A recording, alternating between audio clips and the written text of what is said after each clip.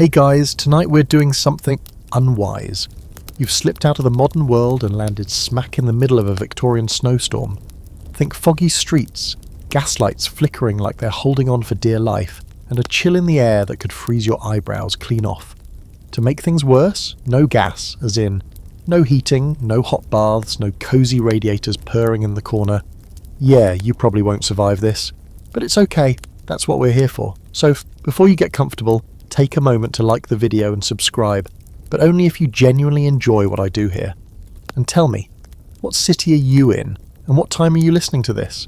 I want to imagine exactly where you're tucked in. Now, dim the lights, maybe turn on a fan for that soft background hum, and let's ease into tonight's journey together. The first thing that hits you is the silence. Victorian London, usually bustling with the rhythmic clatter of hooves and gossip leaking out of every window, is muffled. Snow doesn't just fall, it swallows sound. The thick flakes drop like sleepy feathers, coating everything in a relentless white crust. It's late December 1880, and London is dealing with the kind of snowstorm that makes newspapers switch from talking about royal affairs to how to unstick your horse from a snowbank. You stand at the edge of Fleet Street, shivering through the layers you thought would be enough. Woolen overcoat? Check. Gloves that barely fit? Check. Confidence? Rapidly evaporating. You don't even know how you got here. Maybe a dream, maybe some weirder time travel gone sideways. Doesn't matter. You're here now, and your breath is forming full sentences in the frozen air. Victorian London isn't built for blizzards, despite what the romantic paintings say. The buildings are tall and narrow, often covered in soot. The alleys twist like they were drawn in a hurry, and the snow collects in slush-filled trap and woods that wait for your modern boots to betray you, which they do, twice in the first 5 minutes. You pass a grocer who's trying to sweep snow from his awning with a broom made of actual twigs. He gives you a look, part pity, part suspicion. You're not dressed like him, too clean, too new. He probably assumes you're some lost aristocrat's cousin who wandered away from their manor and forgot that snow kills. As you trudge onward, the snow starts coming in sideways. There's wind now, biting, wet wind that slaps your cheeks red and whispers ancient curses into your ears. You duck into a side street for shelter, nearly colliding with a young woman struggling to pull a heavy coal scuttle up the steps to a brick townhouse. She doesn't say a word, just grunts and keeps dragging. Her sleeves are soaked. Her bonnet is crusted with ice. This isn't the kind of winter where people smile at each other and make snowmen. This is survival mode winter. The kind where every action has a cost in warmth. The street lamps are dimming, gas pressures dropping across the city. You don't realise it yet, but that flickering glow is your last little tether to the modern world. In about an hour, the entire neighbourhood will be without light or heat. The gasworks, overwhelmed by frozen valves and frozen workers, will all but shut down. Not for a minute or two, but for days. You consider checking into an inn, but most are packed beyond capacity, crammed with families trying to escape their cold stone flats. The ones that still have heat are charging eye-watering prices, and you're broke. Victorian broke, meaning your options are find shelter or learn what a hypothermic Victorian ghost feels like. You spot a small church up the road, its tall steeple rising like a lighthouse in the white fog. A few people huddle on the steps, wrapped in patchwork shawls and wool scarves pulled so tight they barely look human. You join them, half expecting to be chased off, but one of them, an old man with a nose like a hawk's beak, nods silently and scoots over. The doors are locked. Of course they are, but the overhang at least blocks the wind. For now, that's enough. You sit down beside Tim, instantly regretting it as the cold seeps into your bones like damp smoke. A horse clatters past, barely visible in the haze, its hooves clopping unevenly on cobblestone half hidden by snow. The cart behind it carries what looks like firewood. The driver wears goggles and a scarf wrapped 3 times around his face, probably delivering heat to the lucky few. The man beside you leans in and mutters, "No gas again, pipes burst on Thursday, said it'd be fixed."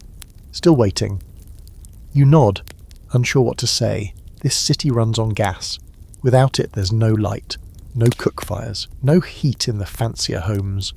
You're not even sure if the water pumps will last. He leans back and closes his eyes. Always happens when it's coldest. You'd think they'd planned better. And you think, would they though? Victorian infrastructure is, let's just say it's not built on optimism. London is massive by this time, teeming with millions, most of whom are barely scraping by. There are some innovations. Pneumatic tubes, gas lamps, even early telephone lines if you're fancy. But none of that matters when snow turns every road into a treacherous slide, and freezing temperatures bring industrial power to its knees. People start gathering around a woman who's lighting a candle. The glow is tiny but mesmerising. She shields it from the wind with her shawl, and others begin cupping hands around it. A shared flicker of hope. A small child offers you half a biscuit. You take it, not because you're hungry, but because it's warm. It had been in her pocket, near her skin. A moment later, you give it back. She beams. And that's when it hits you. This isn't just about surviving the cold, it's about surviving each other.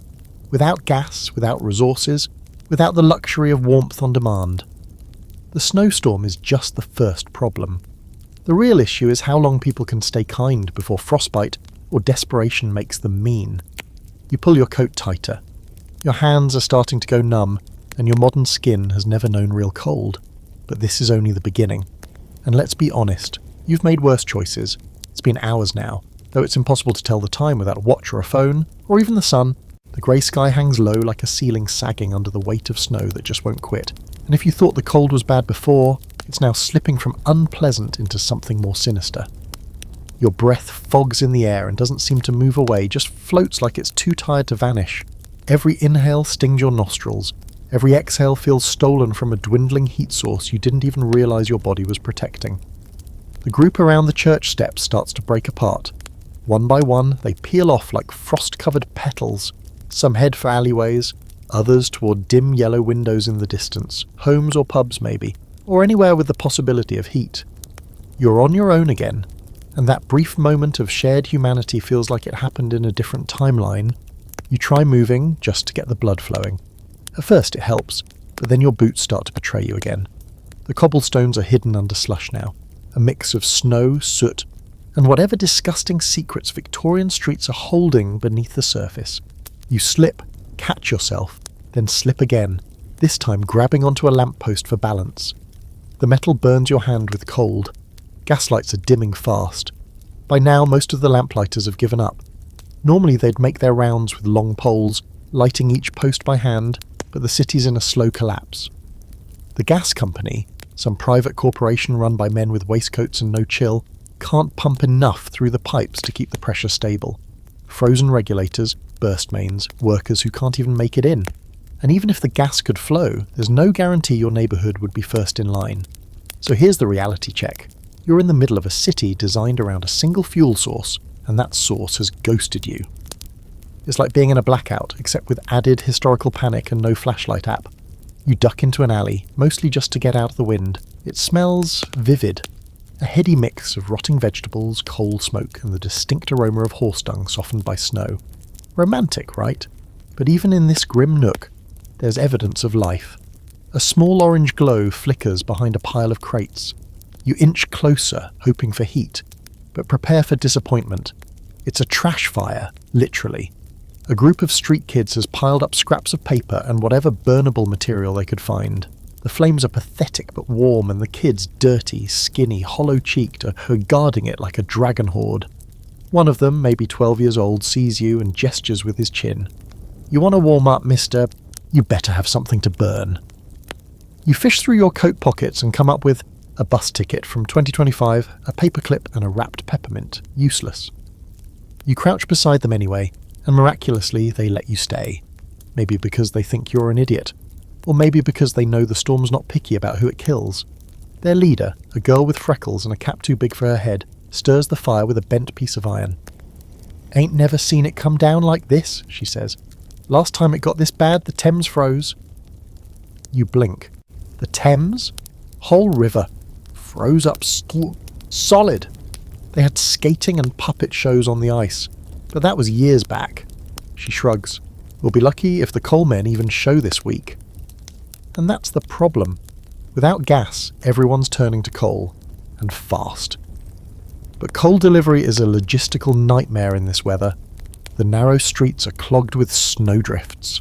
Horses can't pull carts. The upper classes might still have their reserves, but the working poor? They're burning broken chairs and floorboards just to keep the chill back.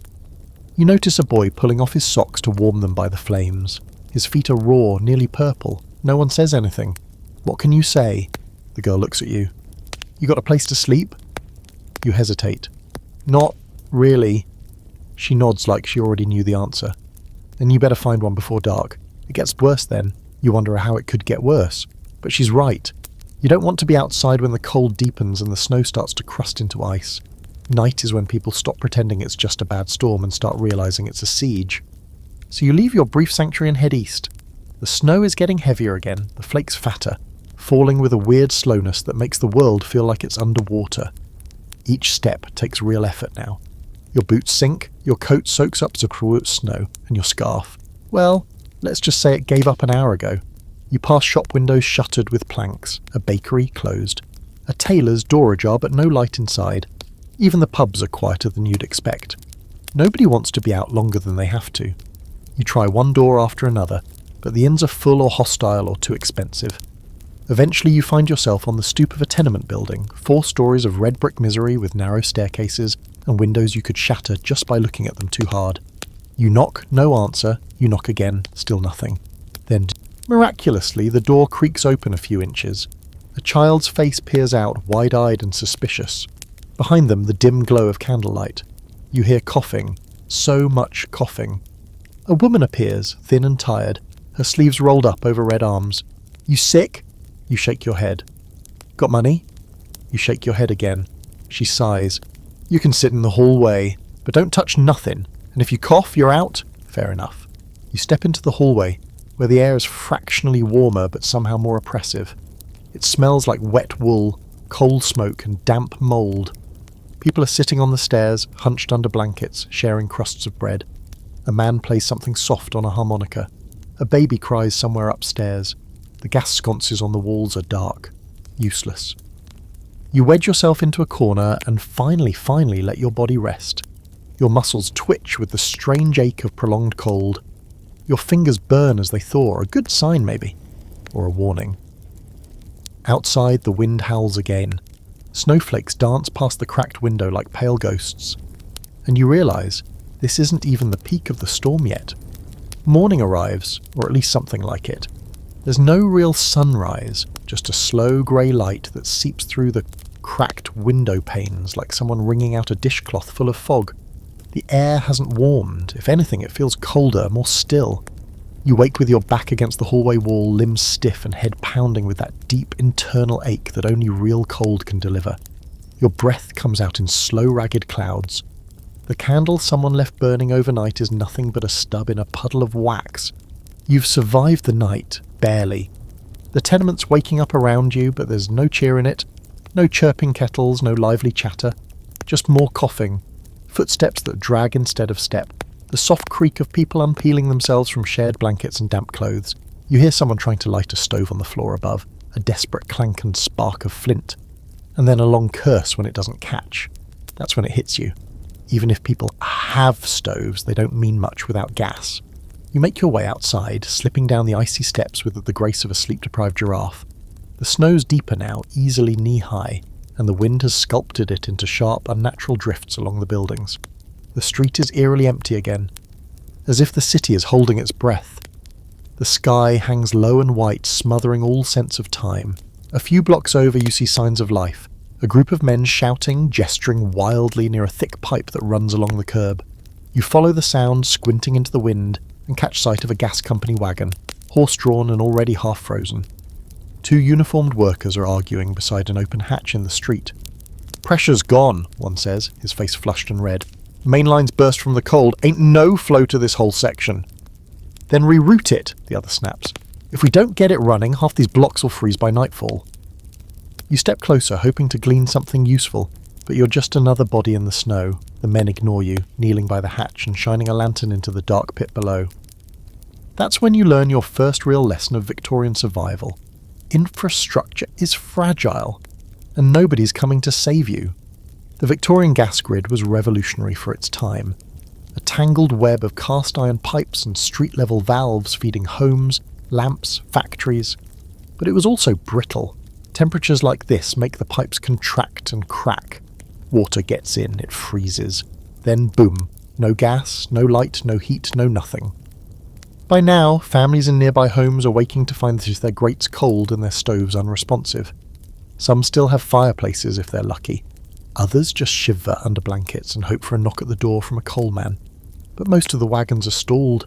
Streets like these haven't been cleared. Shovels are in short supply, and the only people moving through the snow reliably are those who absolutely have to, like chimney sweeps, policemen, and desperate folks like you. You remember something the freckled girl by the fire said? The coal men won't come. And she was right. The roads are impassable. The animals pulling those heavy carts are dying in the streets, literally. You pass one on your way toward the docks, a massive draft horse collapsed sideways, ribs heaving, its eyes wide and glassy.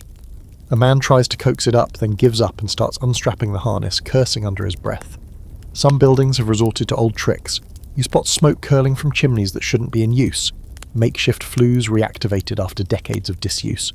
A widow leans out her window to knock icicles off the sill with a broom, her breath swirling around her like a ghost.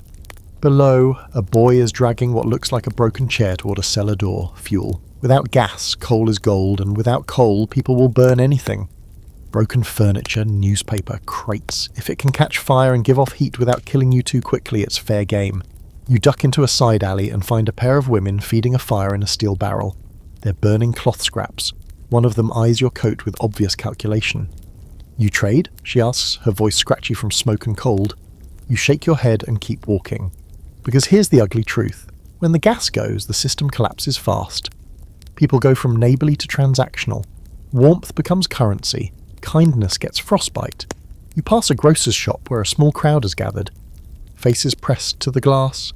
Inside, the shelves are half empty. The few items left, loaves of stale bread, tins of treacle, root vegetables hard as stone, are being guarded like royal jewels.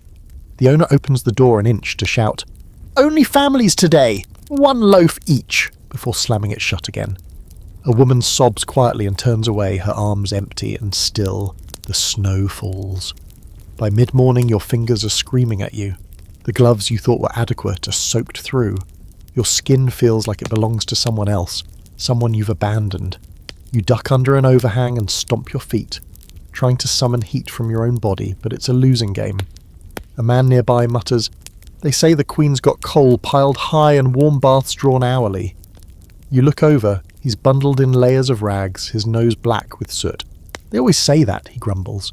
"We freeze and the palace toasts crumpets over roaring fires." That's the thing about Victorian London. It's not one city. It's several, stacked and jammed and shoved into each other like ill-fitting drawers. The poor freeze while the rich burn mahogany for ambience.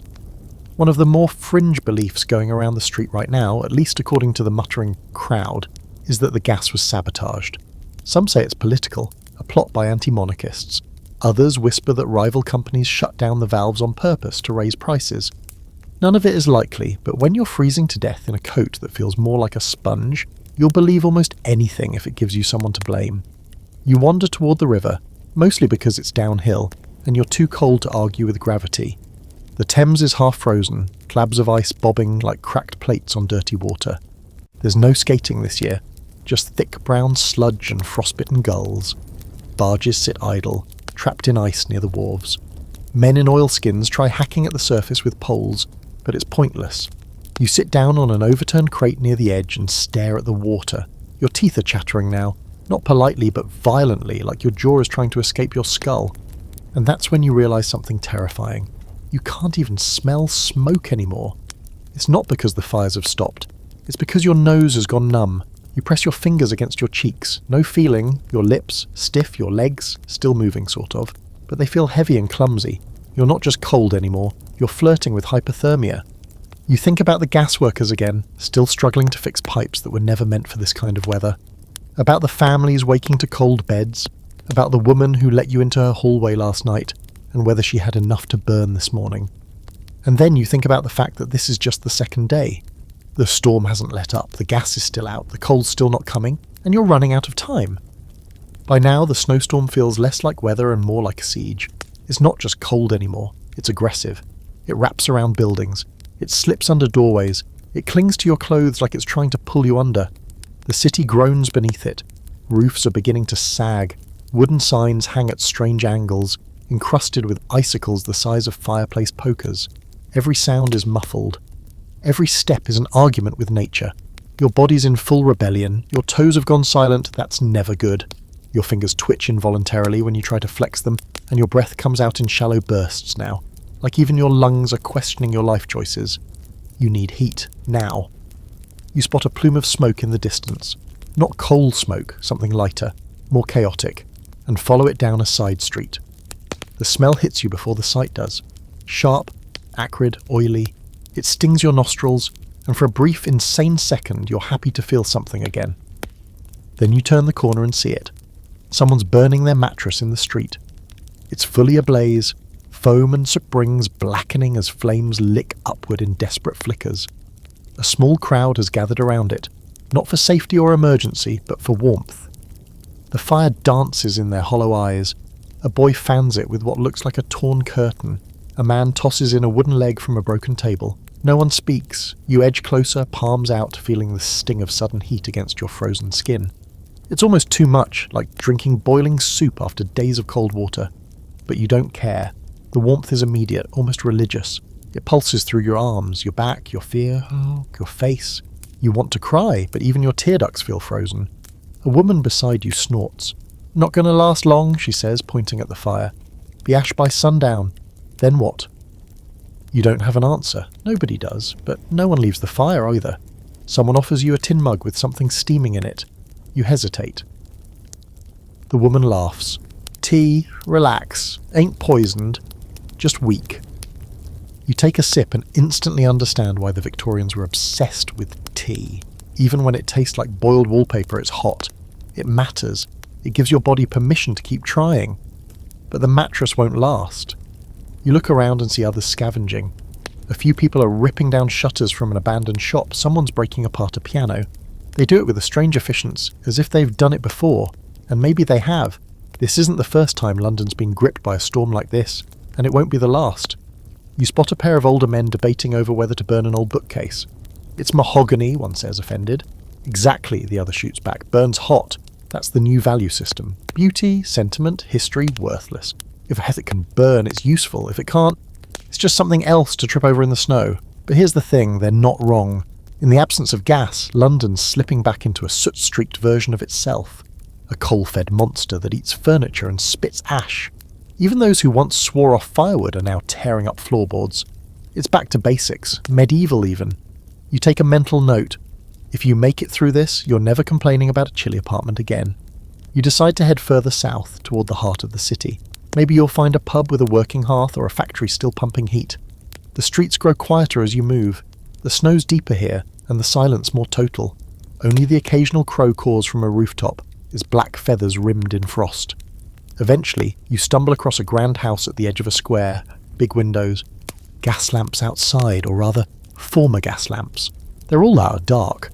The brass fixtures look sad now, covered in rime. You knock on the front door, mostly out of curiosity. No answer.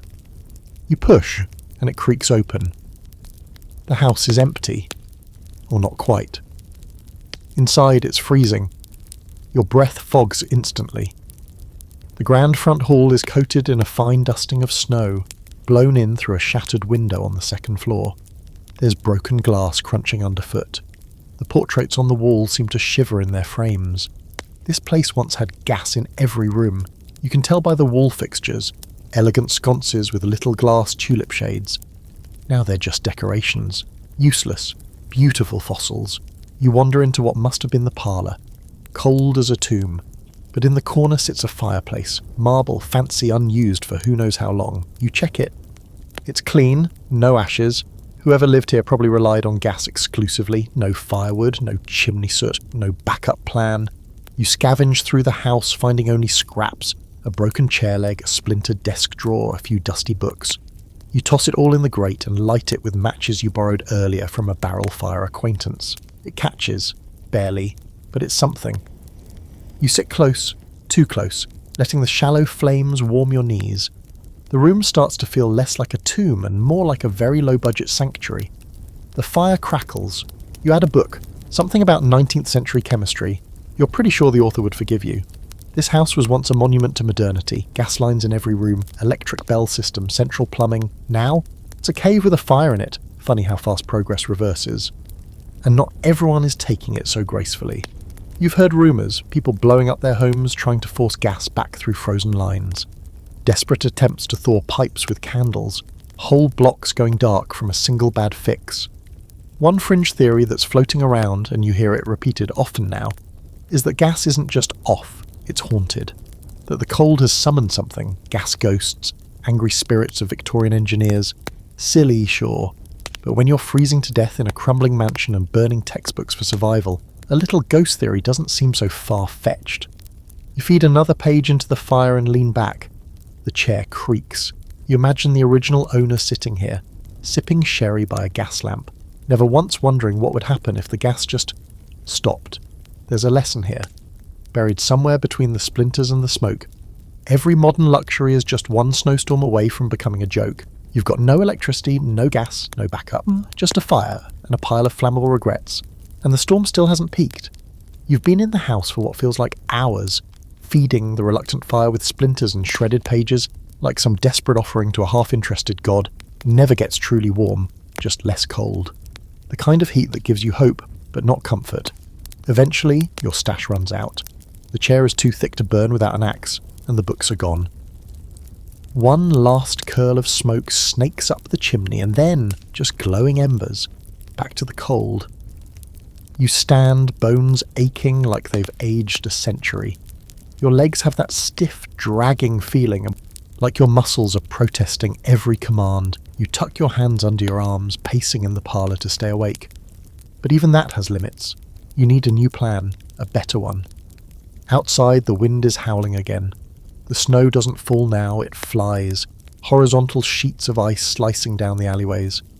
Victorian London is being eaten alive by this storm, and you're just another flake in the wind. As you exit the house and push the door shut behind you, your breath catches. Because standing in the snow across the street is a man, in full formal wear. Top hat, tails, gloves that look like they've never known work. His shoes are polished. Or were. He's shivering visibly, lips purple, but still holds his chin high like he's walking to a gala.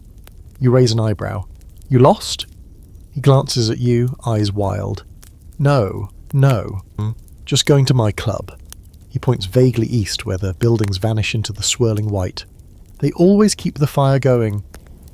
You don't have the heart to correct him. Good luck, you say.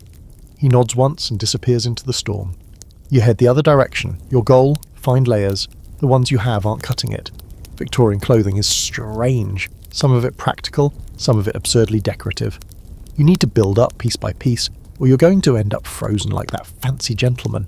Some kind of snow-covered cautionary tale. You find a rag shop a few streets over, his windows cracked but intact.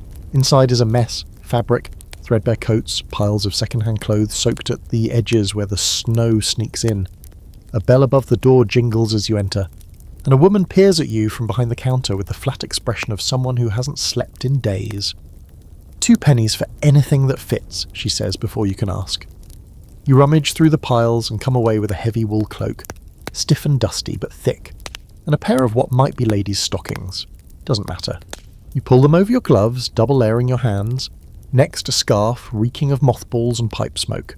Then a sweater, grey, knotted, barely holding itself together. You look ridiculous. You look like a walking thrift store that's been left in the rain. But you're warmer! You drop your few remaining coins on the counter. The woman doesn't even look up. Outside, the wind hits your new layers and for the first time bounces off. Not fully, but enough.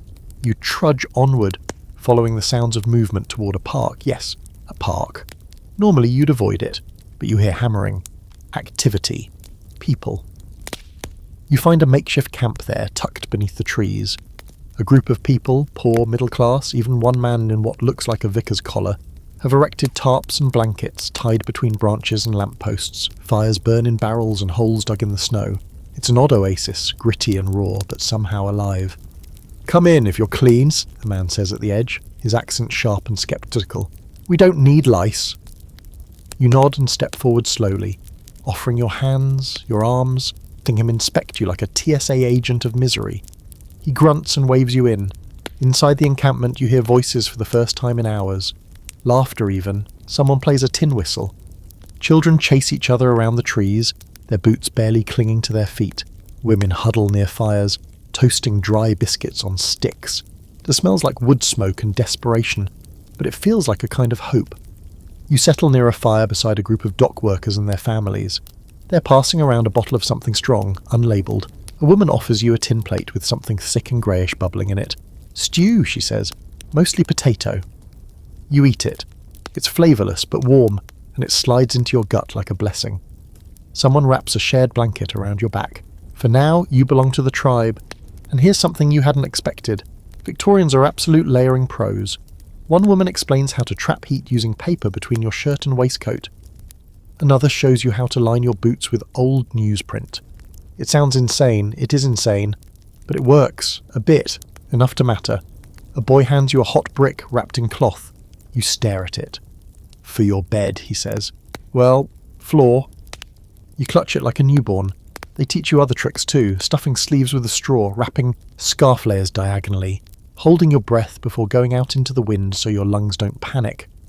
How to sleep in pairs to share warmth without crossing social lines.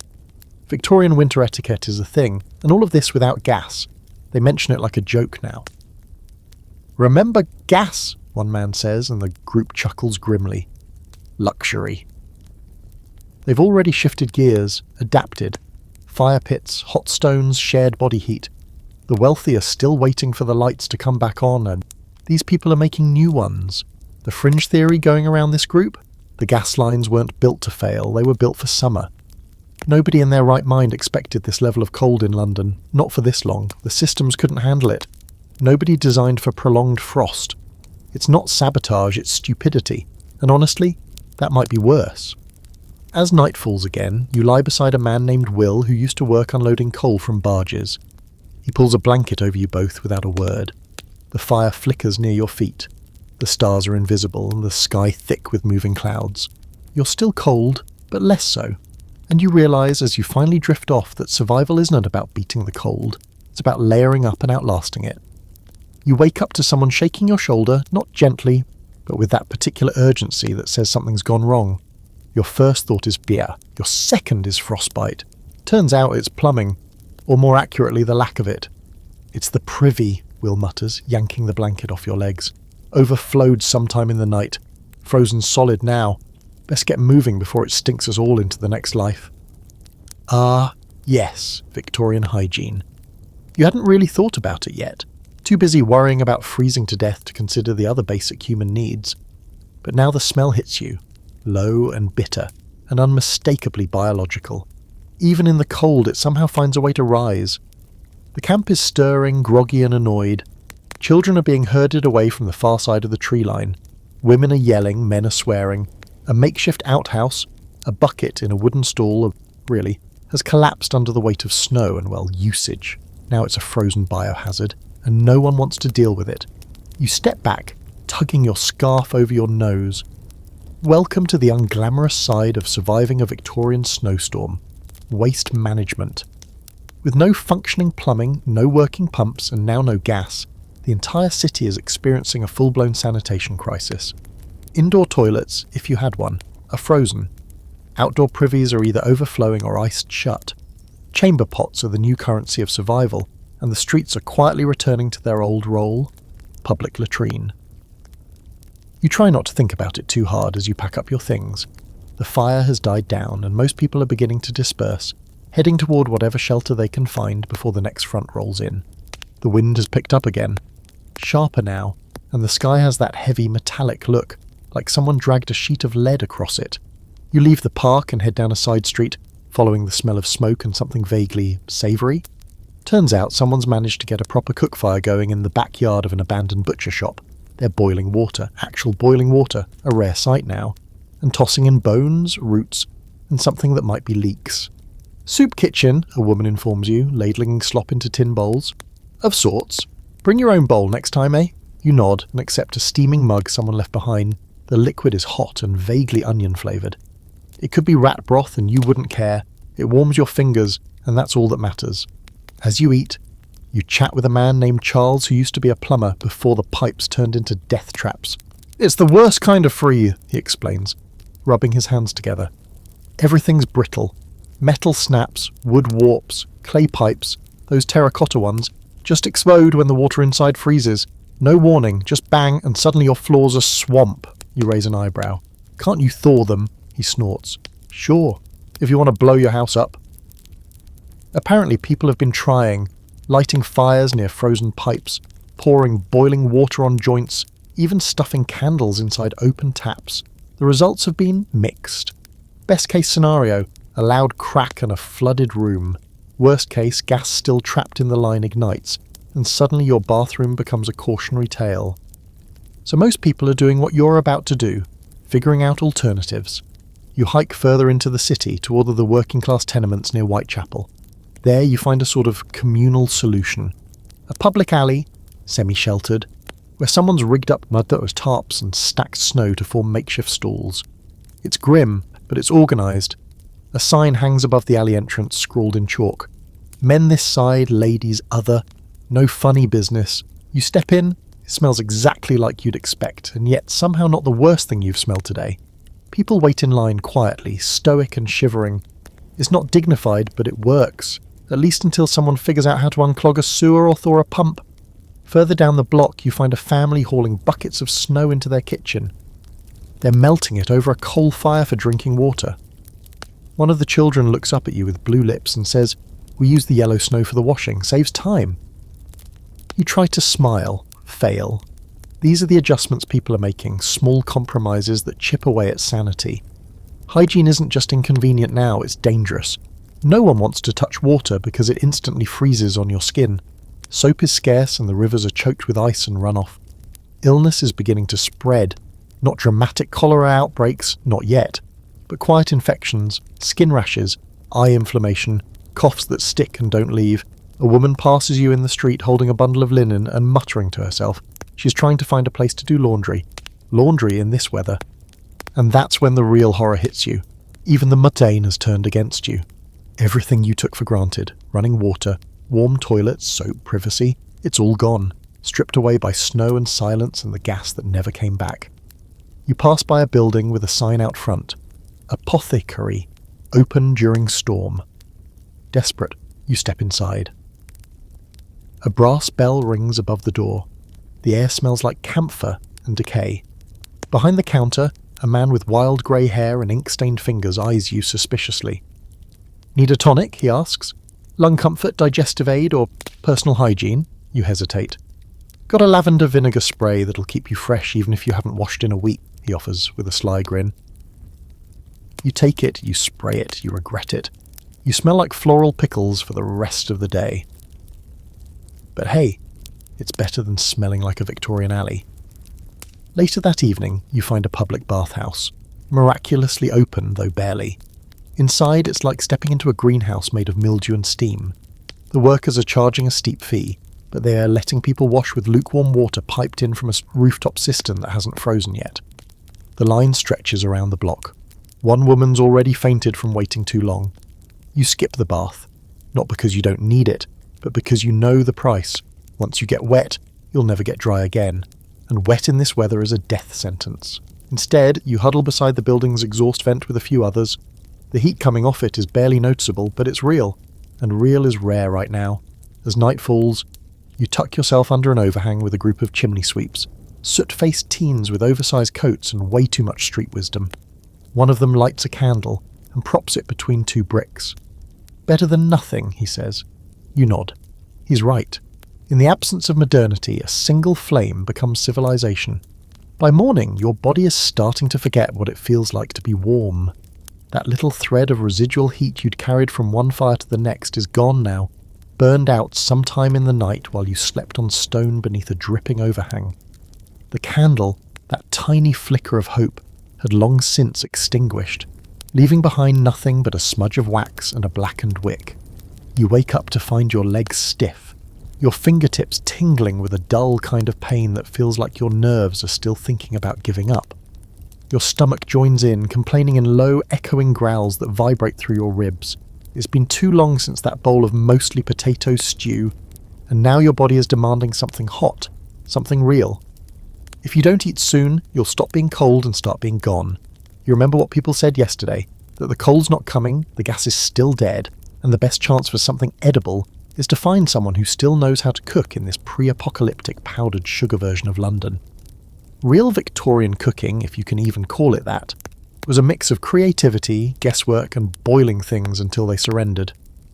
So you set off down the icy street, limbs shaking slightly, scarf pulled tight over your mouth to block the wind that seems intent on flaying the last bit of feeling from your cheeks. Everything is silent again. The city's swallowed up in white, save for the occasional clatter of hooves or the crunch of footsteps ahead of you. The snow has stopped falling for now, but what remains has been churned into a sort of frozen porridge that grabs at your boots like quicksand. Your goal? Find food. Cook it. Survive. Eventually, you stumble upon a narrow alley near Spitalfields. You'd almost miss it, but you catch a whiff, something sharp and meaty, layered under the usual scent of soot and unwashed humanity. A smell that, dare you believe, might be broth. You duck through the alley and into a courtyard that's been walled in with crates and old bed frames. At the centre sits a cast-iron coal range, one of those bulky Victorian beasts that looks like it could either bake bread or summon a demon, depending on how you operate it. A small crowd is huddled around it. A woman in a soot-streaked apron tends the pot, stirring with a ladle the size of your arm. She's sweating despite the cold, her cheeks pink from both heat and exertion. "You here to work or just stare?" she barks, not unkindly. You blink. "I can work." "Good, chop the turnips." You don't even know where the turnips are, but someone hands you a basket and a dull knife. You squat beside a crate and start hacking away. Your hands are numb, clumsy, but the act of movement feels good, like you're rejoining the living. The woman, who introduces herself as Elsie, explains that she's salvaged the coal range from a closed pie shop 2 blocks over, dragged it here with the help of 3 neighbours and a stolen wheelbarrow. "Built like a ship's engine," she says proudly, tapping it. "And just as temperamental." There's barely any coal left, so she's supplementing with firewood, furniture legs, and a surprisingly efficient mix of dried orange peels and old newspapers. The soup is a wild combination of whatever people can offer. Salted beef scraps, barley, onions, and mystery root vegetables that someone insists are edible. Someone else contributes dried peas. Another brings stale bread, which gets toasted and dropped into bowls like Victorian croutons. It smells amazing. As the turnips soften and the soup bubbles, you get the rundown on how cooking has changed since the gas went out. Most people relied on coal ranges or open fireplaces before gas cooking became popular. Gas stoves were the future, cleaner, faster, easier to control, but they required a steady gas line, and right now, that's about as reliable as a paper umbrella in a thunderstorm. So now, everyone's gone backward, scrambling for solid fuel and makeshift kitchens. People are cooking in alleys, in bathtubs, even in stairwells, anywhere with airflow and enough space to keep from setting the building on fire. One woman shares a story about trying to fry eggs over a candle. Another talks about building a clay oven in her garden, using old flower pots in desperation. People are learning fast, or they're not eating at all. You glance at the pot, where the soup is finally ready. Bowls are passed out. Yours is chipped but whole, filled with steaming beige liquid that smells like meat and dreams. You cradle it in your gloved hands like a precious artifact, the heat seeping through the ceramic into your palms. The first sip is everything, savoury hot and slightly salty, real nourishment. You almost cry, but you don't. You finish every drop, wipe your mouth on your sleeve and ask if you can help again tomorrow. Elsie nods. "If we've got anything to cook." That night, you sit beside the coal range long after the others have gone, watching the embers flicker in the grate. Someone drops in a bundle of twigs wrapped in wax cloth. The fire flares, casting a dancing orange glow across the courtyard walls. You ask Elsie what she thinks of the gas failure, what the real story is. "Truth," she says, leaning on the ladle. "The city got too used to easy heat. Gas made people soft. It failed because we stopped remembering how to live without it." There's some debate about that, of course. Some scholars believe early gas infrastructure was just badly engineered for winter. Others think city officials underestimated the risk of centralised systems failing at scale. There are even fringe theorists suggesting sabotage by coal interests, an underground battle between the old ways and the new, but Elsie doesn't care. She's cooking soup in a courtyard over stolen wood. That's the reality. You settle in, your coat now stiff from days of wear, your scarf damp at the edges. The cold's still there, nipping at your nose and ears, but you've got a full belly and a fire near your feet. That's survival, Victorian style. Boil what you've got, burn what you must, and keep feeding the flames. Tomorrow, you'll look for more turnips, or whatever's left. You wake up to the sound of coughing. Not the polite kind. Not the someone swallowed their tea wrong kind. This is the deep, wet, rib-rattling kind that echoes down alleyways and bounces off soot-stained bricks. The kind that makes you wonder if the lungs involved are still structurally sound. You roll over, still wrapped in your crusty coat and a thin blanket someone left folded by the coal range, and realise half the people in the courtyard are hacking now. In the night, one of the children threw up beside the crates. A woman wipes his face with a cloth that used to be white. Elsie is pacing, hands on her hips, muttering to herself. The soup pot is cold, the fire's out, and the sky above is a cruel pale grey. No sun, just more lightless winter.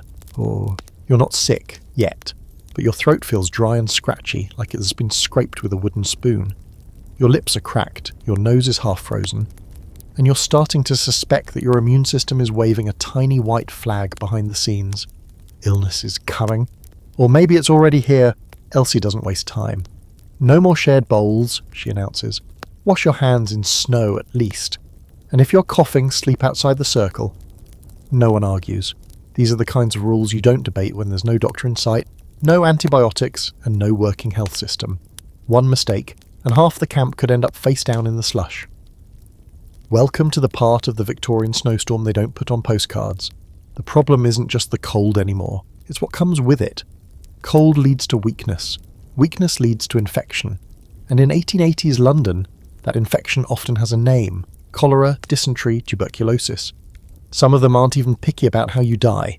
They'll take lungs, guts, kidneys, whatever they can get. You've heard the horror stories already.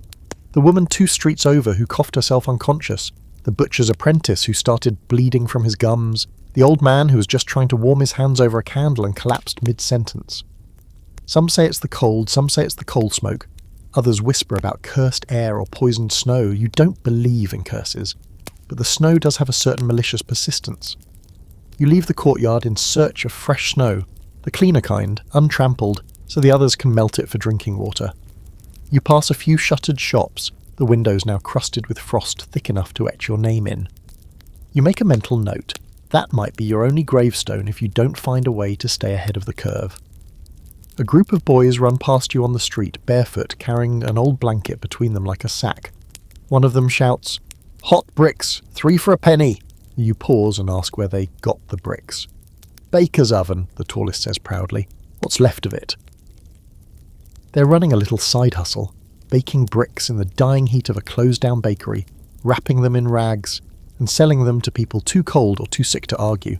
It's a smart move, possibly genius, definitely risky. The baker might still be alive, and if he catches them, they're toast. But you remember the brick someone gave you 2 nights ago?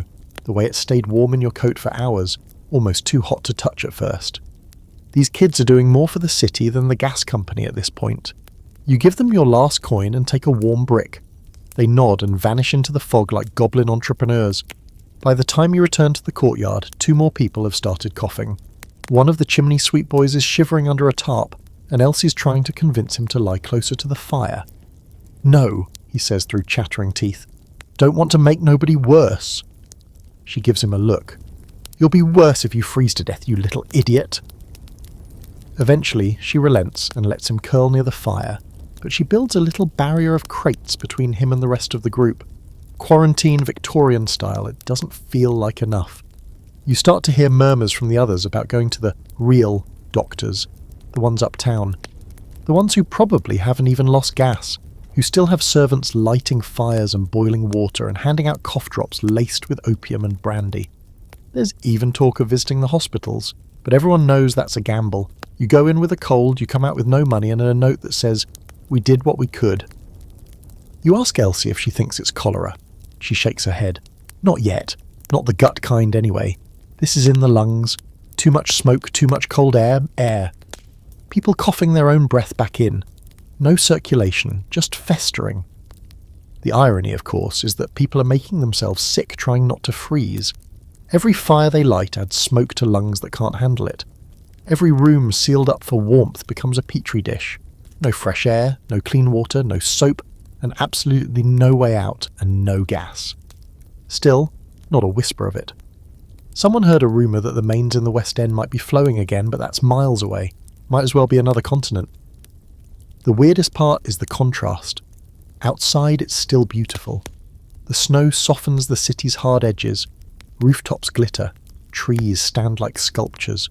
Every corner looks like a Christmas card, but under that postcard is rot. Rot in the lungs, rot in the water, rot in the walls. Later that day, you sneak into an apothecary again. Different one this time. This one's more cluttered, more chaotic, more homegrown. Bottles with hand-scratched labels, dried herbs hanging from the ceiling, a stray cat curled beside a mortar and pestle. The apothecary is an older woman named Mags, with wiry grey hair and a pipe she never lights. She eyes you and says, "Cold's got teeth. Don't it, sit?" You nod. She mixes you something, says it's good for lung chills. It smells like pine and licorice and something bitter that might be horsehoof. You drink it, instantly regret it. But your sinuses open like church doors, and your lungs feel lighter. Slightly. "Don't ask what's in it," she says. "Just breathe." You leave with a tin of something called vapor salts and a bundle of dried leaves. You don't know what to do with them, but you feel better just holding them. A placebo with a scent. It counts. Back in the courtyard, the coughing continues. But you've got your warm brick, your smelly leaves, and a plan. Get through the night. That's all. Just this one. No promises after. Because right now, it's not the snow that's trying to kill you. It's what's riding in with it. Or you don't expect much from sleep anymore. The most you hope for is a stretch of unconsciousness where your body forgets it's freezing. But tonight, the cold isn't even the biggest problem. It's the damp. Your blanket, such as it is soaked from the inside out, your breath trapped and condensed into the fibres over hours. When you shift, it clings to your back like a cold slap. Every inch of you aches, and your boots feel like they've frozen to your ankles. You try the old tricks, curling up like a cat, tucking your hands under your armpits, thinking in warm thoughts. They don't work. Your warmest thought is tea, and even that feels distant and imaginary, like something from a book you didn't finish. But you did have one smart idea before lying down. The hot brick. You wrapped it in a rag, shoved it into your bedding, and it's still faintly warm. Not enough to toast you, but enough to remind you that heat once existed, and that for now will have to do. The camp is quieter tonight. Fewer fires, fewer voices. The coughing has thinned out, not because people are getting better, but because most of them are too exhausted to cough. When dawn comes, it's not with sunlight, but with weight. The roof of a nearby tenement creaks loudly, and then you hear it. An awful slow groan, like a giant drawing in its last breath. Snow has piled so thick on top of the building that the structure is starting to sag. And in the silence that follows, everyone knows what comes next. You're on your feet, running toward the sound before you know why. It's instinct, curiosity maybe, a bit of morbid panic. When you reach the street, a crowd has already formed, dozens of people staring up at the bowing roofline of a 3-story building, its gutters sagging under the weight of snow like exhausted arms. "It's gonna go," someone says. "Back up," says another. And then it does. With a crack like a gunshot, the roof gives way. The centre caves in, sending a flood of snow and splintered timber crashing down through the upper floors. Dust and snow bursts from the windows like flour from a broken sack. The whole building exhales in a gasp of debris and then sags, lopsided, one wall still standing like a defiant jawbone. People rush forward, some to help, others just to see. You follow, cautious, as the rubble settles into silence. No screaming, no movement. A woman next to you wipes her nose with her sleeve. "Heard the chimney stack was cracked," she mutters. "Should have known it'd collapse." The building had been home to 3 families. 2 were out when it fell, the 3rd, no one's sure. Someone starts digging, shouting a name, someone else pulls at a timber beam, coughing in the dust. You help where you can, and your hands stinging from the cold, fingers barely responding. They find a man in the lower floor, pinned but alive. His face is streaked with blood and plaster dust, but he's breathing. They pull him free and wrap him in coats, murmuring praise and reassurance like it's going to keep him warm. This is the new normal. Snow kills. It kills in slow, patient ways. Frostbite, infection, starvation. But now it's killing fast too. Collapsing roofs, crumbling walls, overloaded gutters snapping and crashing down onto heads. And without gas to keep the buildings warm, the freeze sinks in deeper. Warping beams, cracking plaster, rotting floorboards. Every home in the city is a ticking snow bomb. You wander away from the wreckage in a fog, stumbling into a quiet street where someone scrawled "We've moved" on the door of a crumbling bakery. Below it, in smaller letters, "Downstairs, warm bricks for sale." You knock. A boy opens the door. Same crew from earlier, the barefoot brick sellers. Now they've expanded into architecture. "Come on," he says, jerking his thumb inside. But mind the ceiling." You duck inside and descend a narrow flight of steps into what was once the bakery's cellar. It's cramped, warm, and utterly insane. They've turned the room into a kind of weird, smoky haven. Bricks are stacked in the oven like loaves glowing faintly. People sit in corners, holding them close like sleeping pets. The air is thick with smoke and ash, but it's hot. You immediately feel the contrast. Your skin prickles, your joints loosen. The heat isn't clean. It's gritty, damp, and smells like burned shoes. But your body doesn't care. You sink into a corner with a brick, cradling it like a child, and let your head rest against the soot-streaked wall. You don't even care how they're fueling the oven. Turns out it's mostly door frames. "We knock on doors," the boy explains. "Ask if they've got spare wood. Trade bricks for beams." It's not sustainable, but it's brilliant. The kind of scrappy, desperate genius that Victorian kids seem to have in spades. You spend a couple of hours there until your feet stop feeling like wet rocks. The warmth seeps into your bones, and for the first time in days you almost sweat, but then the ground shakes slightly. It's not an earthquake. Not really. Just the sound of another building giving up the fight. You and the others freeze. Somewhere above, timbers snap, a chimney stack topples, and snow slams down onto the street outside like an avalanche in miniature. The boy doesn't even flinch. "That's the row behind us," he says. "Probably the tailors." He says it like you might say it's Tuesday. That's the pace now. One collapse every few hours. The snow is no longer just a burden. It's a threat, a weapon, and it doesn't care if you're rich or poor, warm or freezing. You leave the bakery reluctantly, taking a warm brick for the road. As you step back onto the street, you hear someone shouting about sandbags and snow loads and propping the joists. A group of men are stacking crates against the sides of a building. Trying to reinforce the exterior walls with whatever junk they can find, you ask if you can help. They hand you a hammer and point to a sagging porch. "Nail the boards across, quick as you can." You work for hours, hands numb, breath puffing in frantic bursts, swinging the hammer like your life depends on it. Maybe it does. You're not just reinforcing one house, you're reinforcing an entire neighbourhood's belief that maybe they can survive this. And as night comes, you step back, exhausted, covered in sawdust and sweat, and realise you just built something, not much, but enough to make the snow think twice. By now, you've stopped expecting comfort. Warmth is no longer a sensation you chase, just a momentary absence of pain. Hunger's not the gnawing beast it used to be. It's faded into a dull companion, a low static humming at the edge of your awareness. And sleep? You don't sleep anymore. You shut your eyes and hope your brain doesn't invent more dreams about food you'll never eat or fires you can't reach in time. But tonight, something strange happens.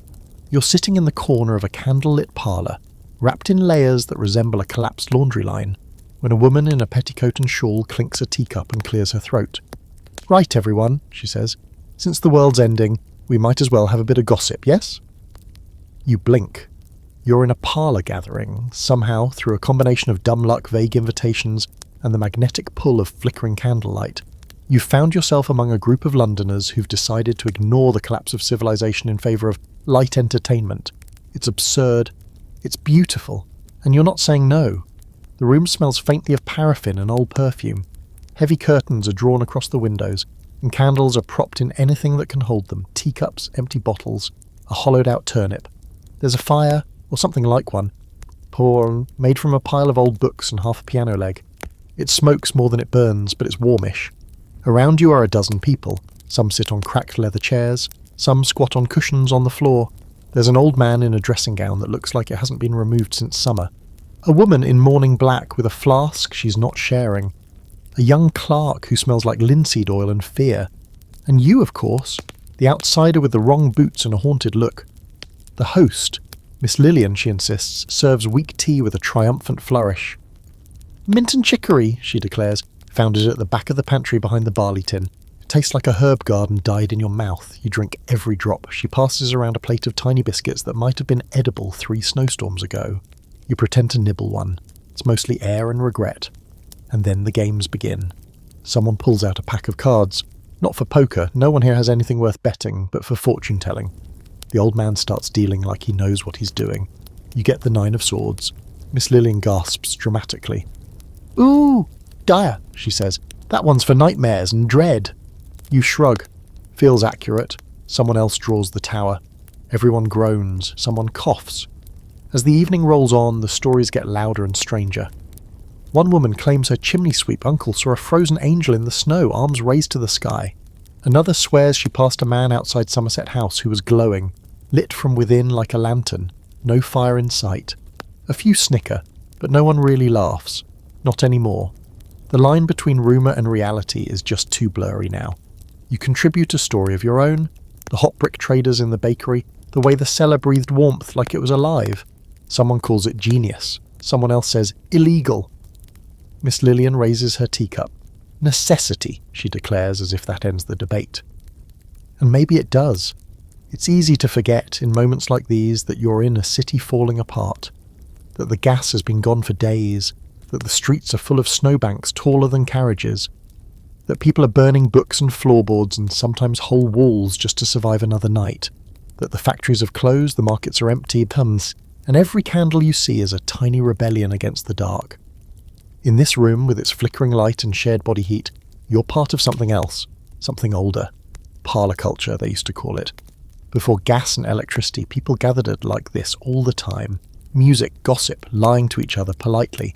The whole thing feels ridiculous and precious and weirdly soothing.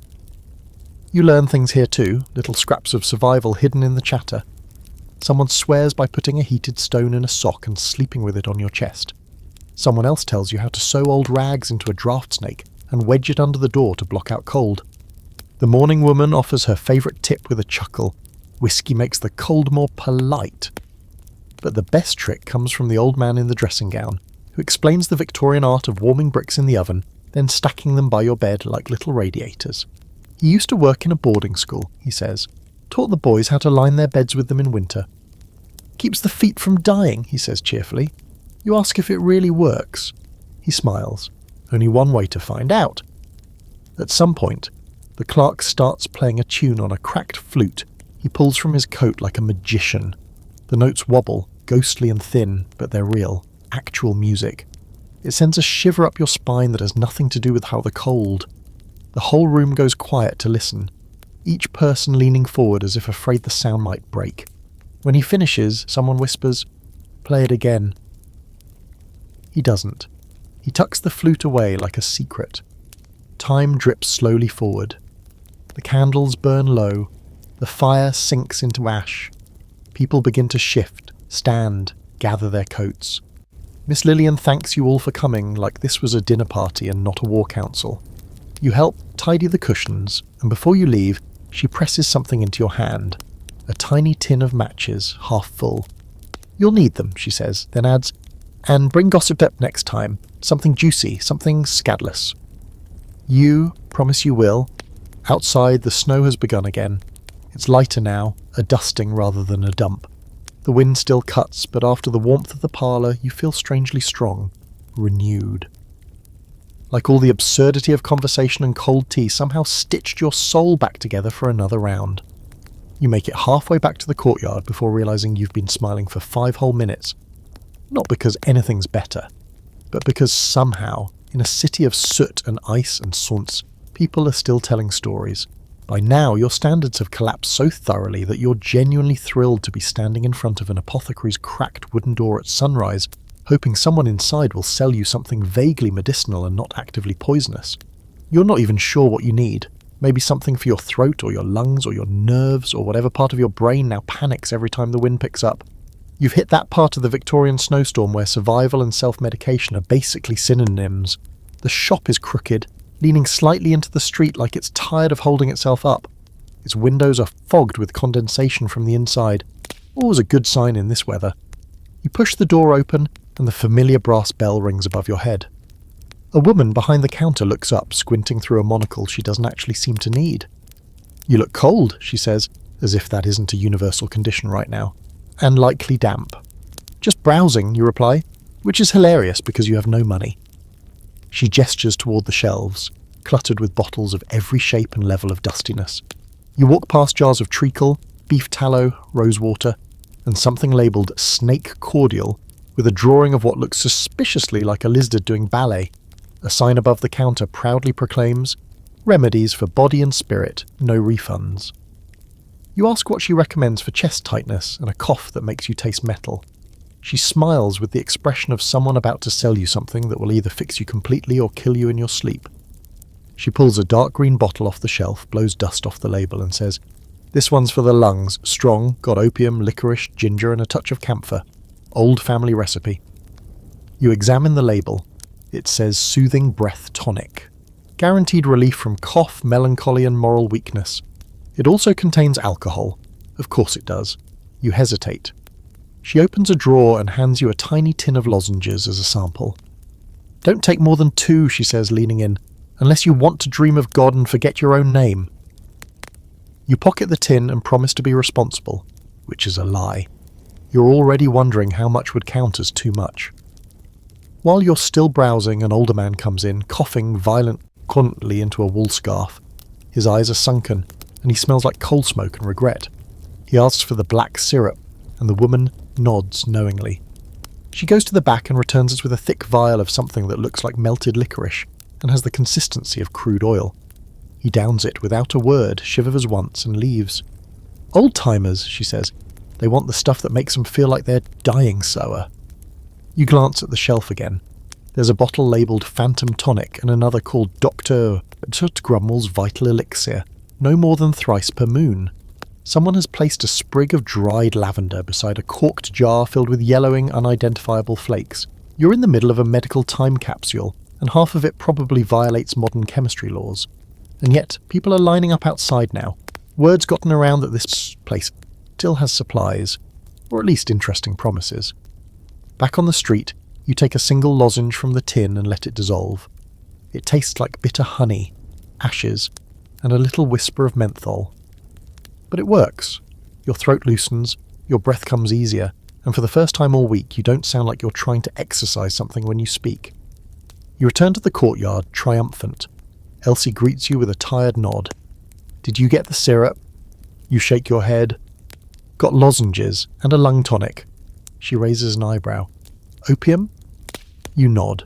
She doesn't question it. Everyone's past judgment now. One of the chimney sweeps has taken a turn for the worse. His cough is wet and constant, and his skin has the colour of bread dough left too long in the cold. Elsie gives him a teaspoon of something from the apothecary and rubs his back with a cloth soaked in vinegar and gin.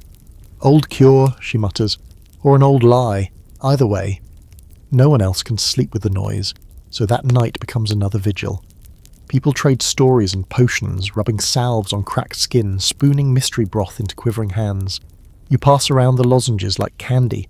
They become a little ritual. Take one, say something hopeful, then sit by the fire until your toes feel like they still belong to you. Later, someone brings out a glass jar full of thick yellow powder. "Mustard," they say, "old remedy for colds." They heat it with water and smear it across a rag, which they then lay across the chest of the sick boy. He twitches violently and lets out a noise between a gasp and a whimper. "Means it's working," someone claims. Others are less scientific. A woman swears by binding a raw onion to the sole of your foot to draw out fever. Another has tied garlic to her wrist with string, as a ward against illness.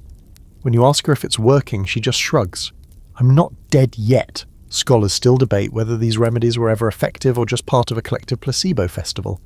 Some argue that opium syrup at least allowed people to rest, which gave their bodies a fighting chance. Others point out that it also caused overdoses, hallucinations, and occasionally people trying to ride goats that weren't there. There's a fringe theory floating around now that the snow itself is to blame, that some new frost-borne disease is sweeping through the city, airborne, invisible, riding the wind. People are calling it snow lung or the pale breath.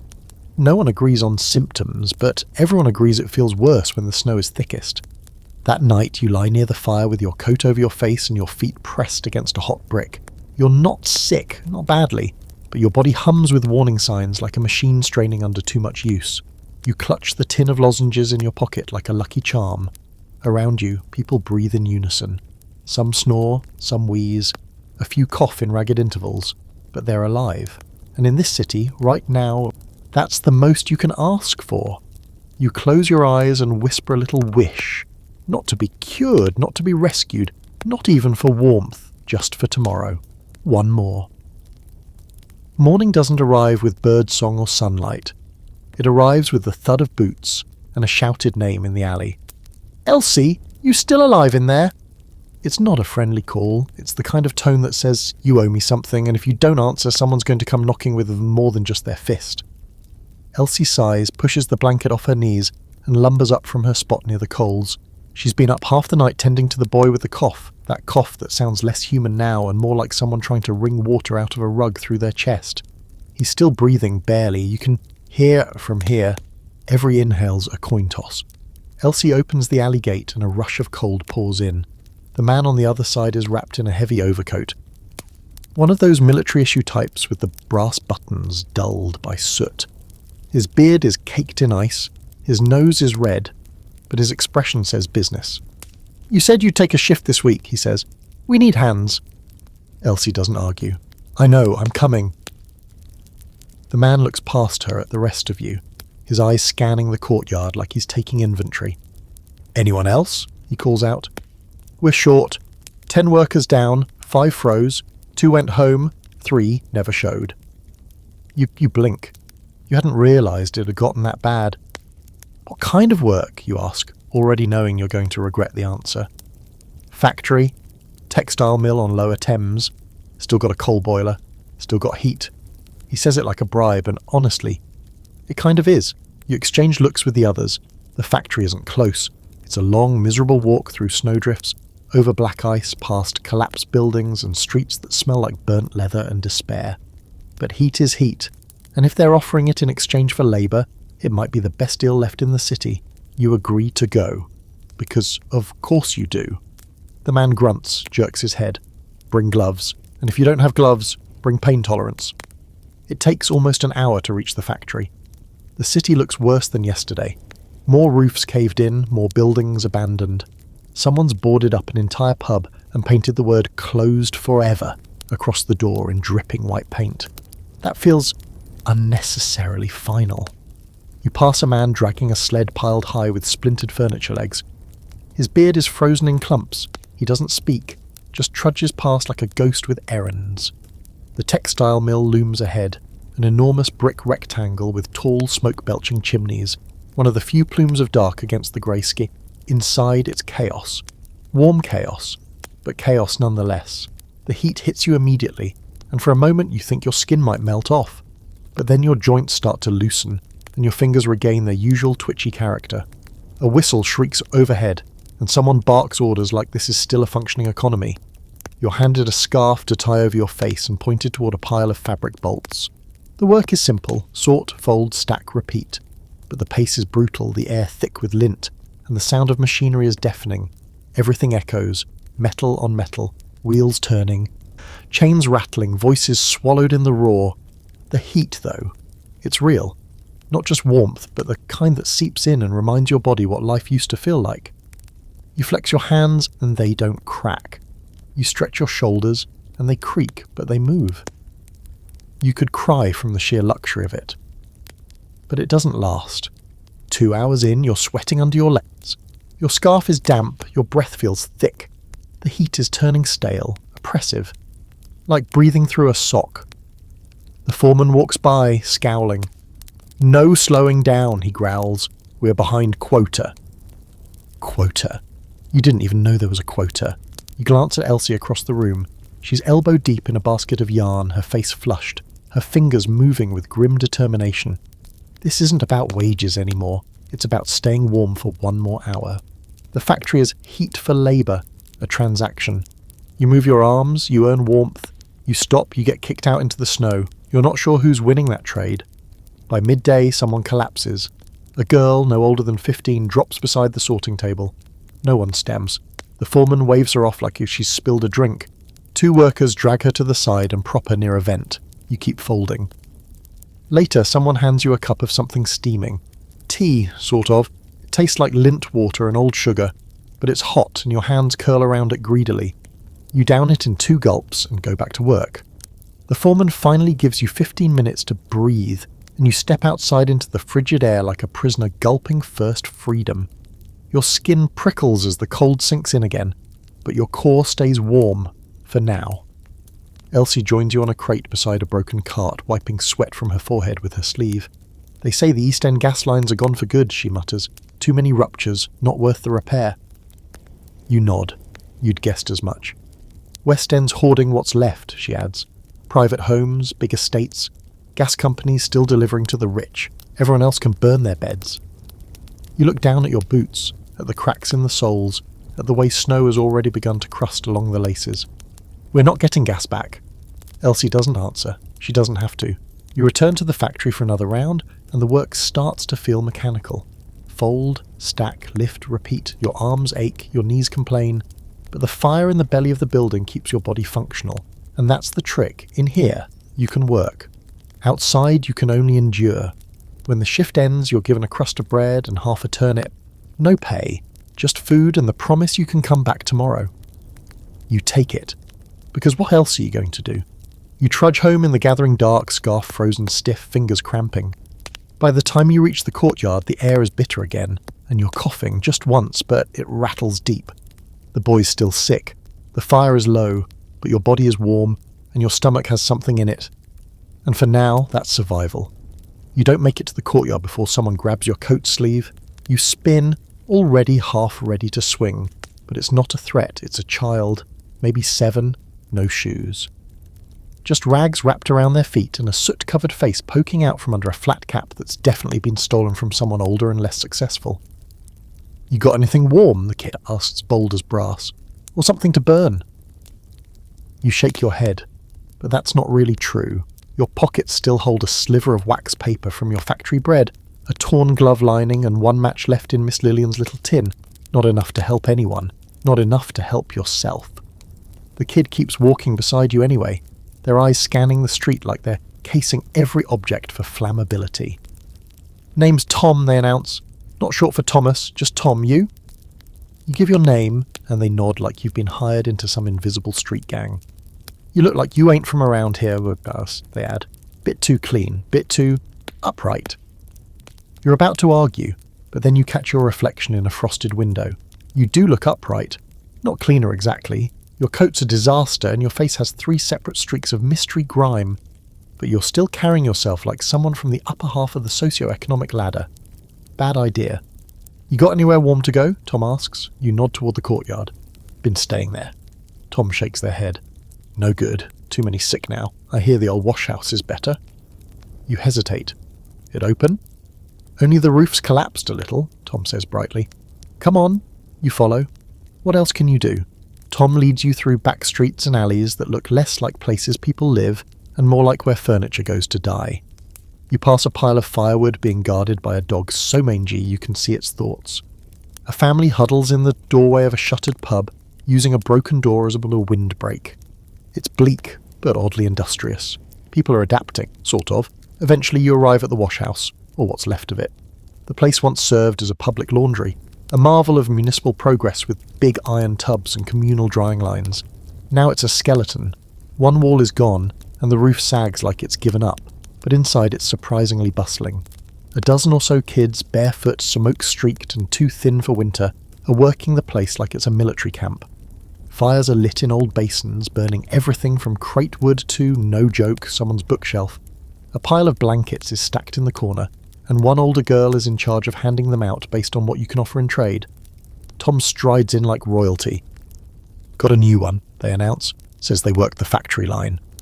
Didn't say that, you mutter. Doesn't matter, the girl says. Can you patch socks? What? We've got a pile that needs stitching. You can sit near the fire if you work. You take the offer, and so your night is spent sewing socks with a rusted needle and twine that might once have been thread, surrounded by children who could probably survive in the Arctic with nothing but a match and a boiled boot. They are, in every sense, experts at surviving Victorian winters. You learn things. How to turn a metal basin into a space heater using coals and a layer of bricks. How to line your coat with newspaper so the heat stays close to your skin. How to sleep standing up if the floor's too wet. How to pretend you're not hungry when someone else gets the last bite. And Tom's got all the tricks. See, you wear socks over your gloves if they're thin, they say. Keeps the wind from sneaking up your sleeves. Also, if you find any dead rats, don't just chuck 'em. Skin 'em. Fur's still warm. You try to look unfazed. You fail. That's when you realise this is their world. This snowstorm isn't a freak event for them. It's just the newest version of the same fight they've always been in. Gas, no gas, coal, no coal, doesn't matter. They've been cold their whole lives. The only difference is now the rest of the city finally noticed. Tom shows you how to make a penny stove, a tiny fire trap of a heater built from 2 tin cans, some wax and bits of string. It's genius. It's dangerous. You'll be making one tomorrow. You also learn about the warmth spots across the city. Secret corners with broken vents, boiler exhausts or abandoned greenhouses still holding heat. There's a steam grate near the library, Tom says. If you sit just right, it feels like a radiator. Smells like cabbage, though. Another kid mentions an abandoned greenhouse where the glass traps heat even through the storm. It's like summer in there, they claim, which is definitely a lie. But no one corrects them. And for a moment, sitting in the broken wash house surrounded by smoke and sock lint and laughter that sounds half feral, you feel something you haven't in days. Not alone. There's even an attempt at entertainment. One of the older kids pulls out a harmonica with exactly 2 working notes and starts playing what might be God Save the Queen, or might be Mary Had a Little Lamb. Either way, no one minds. A girl claps along using 2 broken spoons. Someone else tells a joke about a chimney sweep, a vicar and a frozen goat that makes absolutely no sense, but gets a laugh anyway. Then, without ceremony, it's bedtime. The fires are banked, the basin's covered, and the kids curl up wherever they can. You're handed a mostly dry blanket and a corner near the wall that doesn't leak too badly. Tom falls asleep beside you in seconds, mouth open, snoring softly through a crooked tooth. You lie there, eyes on the ceiling, watching frost gather along the beams. Your toes are sore, your arms ache from mending socks, but your body is warm, and the air is still. No coughing, no wheezing, just the faint crackle of embers and the sound of survival. Out in the city, the gas is still gone, but in here, in a half-collapsed laundry full of half-wild kids, there's a little fire and a little peace. And for tonight, that's enough. You wake to the smell of something burning, not in a panic-inducing way. There's no smoke choking your lungs or fumes licking at the rafters, but in a someone tried to make breakfast and mostly failed kind of way. You sit up, your blanket sliding off your shoulders, and immediately miss the warmth it offered. The wash house is still standing, barely, and the kids are already up, buzzing with the kind of energy only the underfed and unbreakable seem to possess. Tom waves a bit of blackened something in your face. "Toast," they announce proudly. "Kinda." You take it. It's a slice of bread charred to the consistency of roof tile on one side and still frozen on the other. You chew anyway. Your teeth complain, but your stomach thanks you, sort of. Across the room, someone's boiling water in a metal bucket, and it smells faintly of charcoal and desperation. "Tea's up next," Tom says. "Real stuff, maybe." You squint at the bucket. "What kind?" "Brown." Fair enough. The water does eventually turn into tea, or something pretending to be. It's brewed with tea dust from the bottom of a tin, dried orange peels, and what might be a bay leaf someone found in a drawer. It tastes like memories of tea, but it's hot, and that's all that matters. There's a moment, just after your first sip, where something shifts. Your bones sigh, your shoulders drop half an inch. You can actually feel your body deciding it's okay to live another day. No one in this storm survives without tea. It's not just a beverage here, it's an infrastructure. It's how people gather, how they share heat, how they do business, how they mourn and gossip and strategize. You've seen people argue over the proper way to steep it like generals debating troop positions, and when everything else is broken, the gas lines, the law, the churches, someone always finds a way to boil water. You leave the wash house that morning with a warm belly and a piece of toast stashed in your pocket for later. Tom stays behind, claiming they were going to check on the pigeon situation, which you choose not to question. The streets are quieter today, not because they're empty, but because everyone's voices have gone hoarse. You pass a group of men huddled around a barrel fire. each holding a tin mug of steaming brew. They don't even look up when you walk by. They just sip and stare into the flames like monks in silent prayer. You make your way toward a familiar spot, Miss Lillian's parlour. Something in you craves that absurd, elegant nonsense again. And warmth. Mostly warmth. She answers the door with a candle in one hand and a fur stole draped around her shoulders. The stole is clearly from a curtain, but she's wearing it like it came from Harrods. "You look like a chimney," she says. "Come in, the water's just boiled." Inside, it's tea time again. No biscuits this time. Just the real deal, brewed dark and rich and slightly smoky. You don't ask what's in it. You don't care. It's hot. You sit by the stove, now running on chopped-up piano keys, and sip in silence. Miss Lillian gives a little monologue while she stirs. "You know, in all my years, I've never known a storm to last this long. Not like this. Not with the gas out. Not with the silence." You nod. You've stopped talking much yourself. The storm has made conversation feel extravagant. She smiles faintly. "Did you know the British consume more tea per capita than nearly any other country? Even in times of war, we import it like it's oxygen. There are records from the Crimean front, soldiers boiling muddy water with boot polish just to simulate the flavour. You believe it. After only a few days in this world, you'd stab someone for a good cup. You know why we do it?" she asks, sitting down across from you, steam curling around her face. "Why we cling to tea like it's sacred." You shake your head. "'Cause it's control," she says simply. "It's ritual. Boil water, add leaves, wait, sip. In a world that won't stop spinning, tea stays put. It makes a strange kind of sense. Every street you've passed, every alleyway, there's someone hunched over a cup. At the apothecary, they offered tea with every remedy. At the factory, workers swigged it between shifts, not even tasting it, just needing the heat. At the wash house, it was made from who knows what, but it still got passed around like gold. There's even a fringe theory you overheard once, half joke, half true, that the British Empire was powered by tea, not by guns or steam or colonial fervour, but by endless cups of bitter, bracing brew.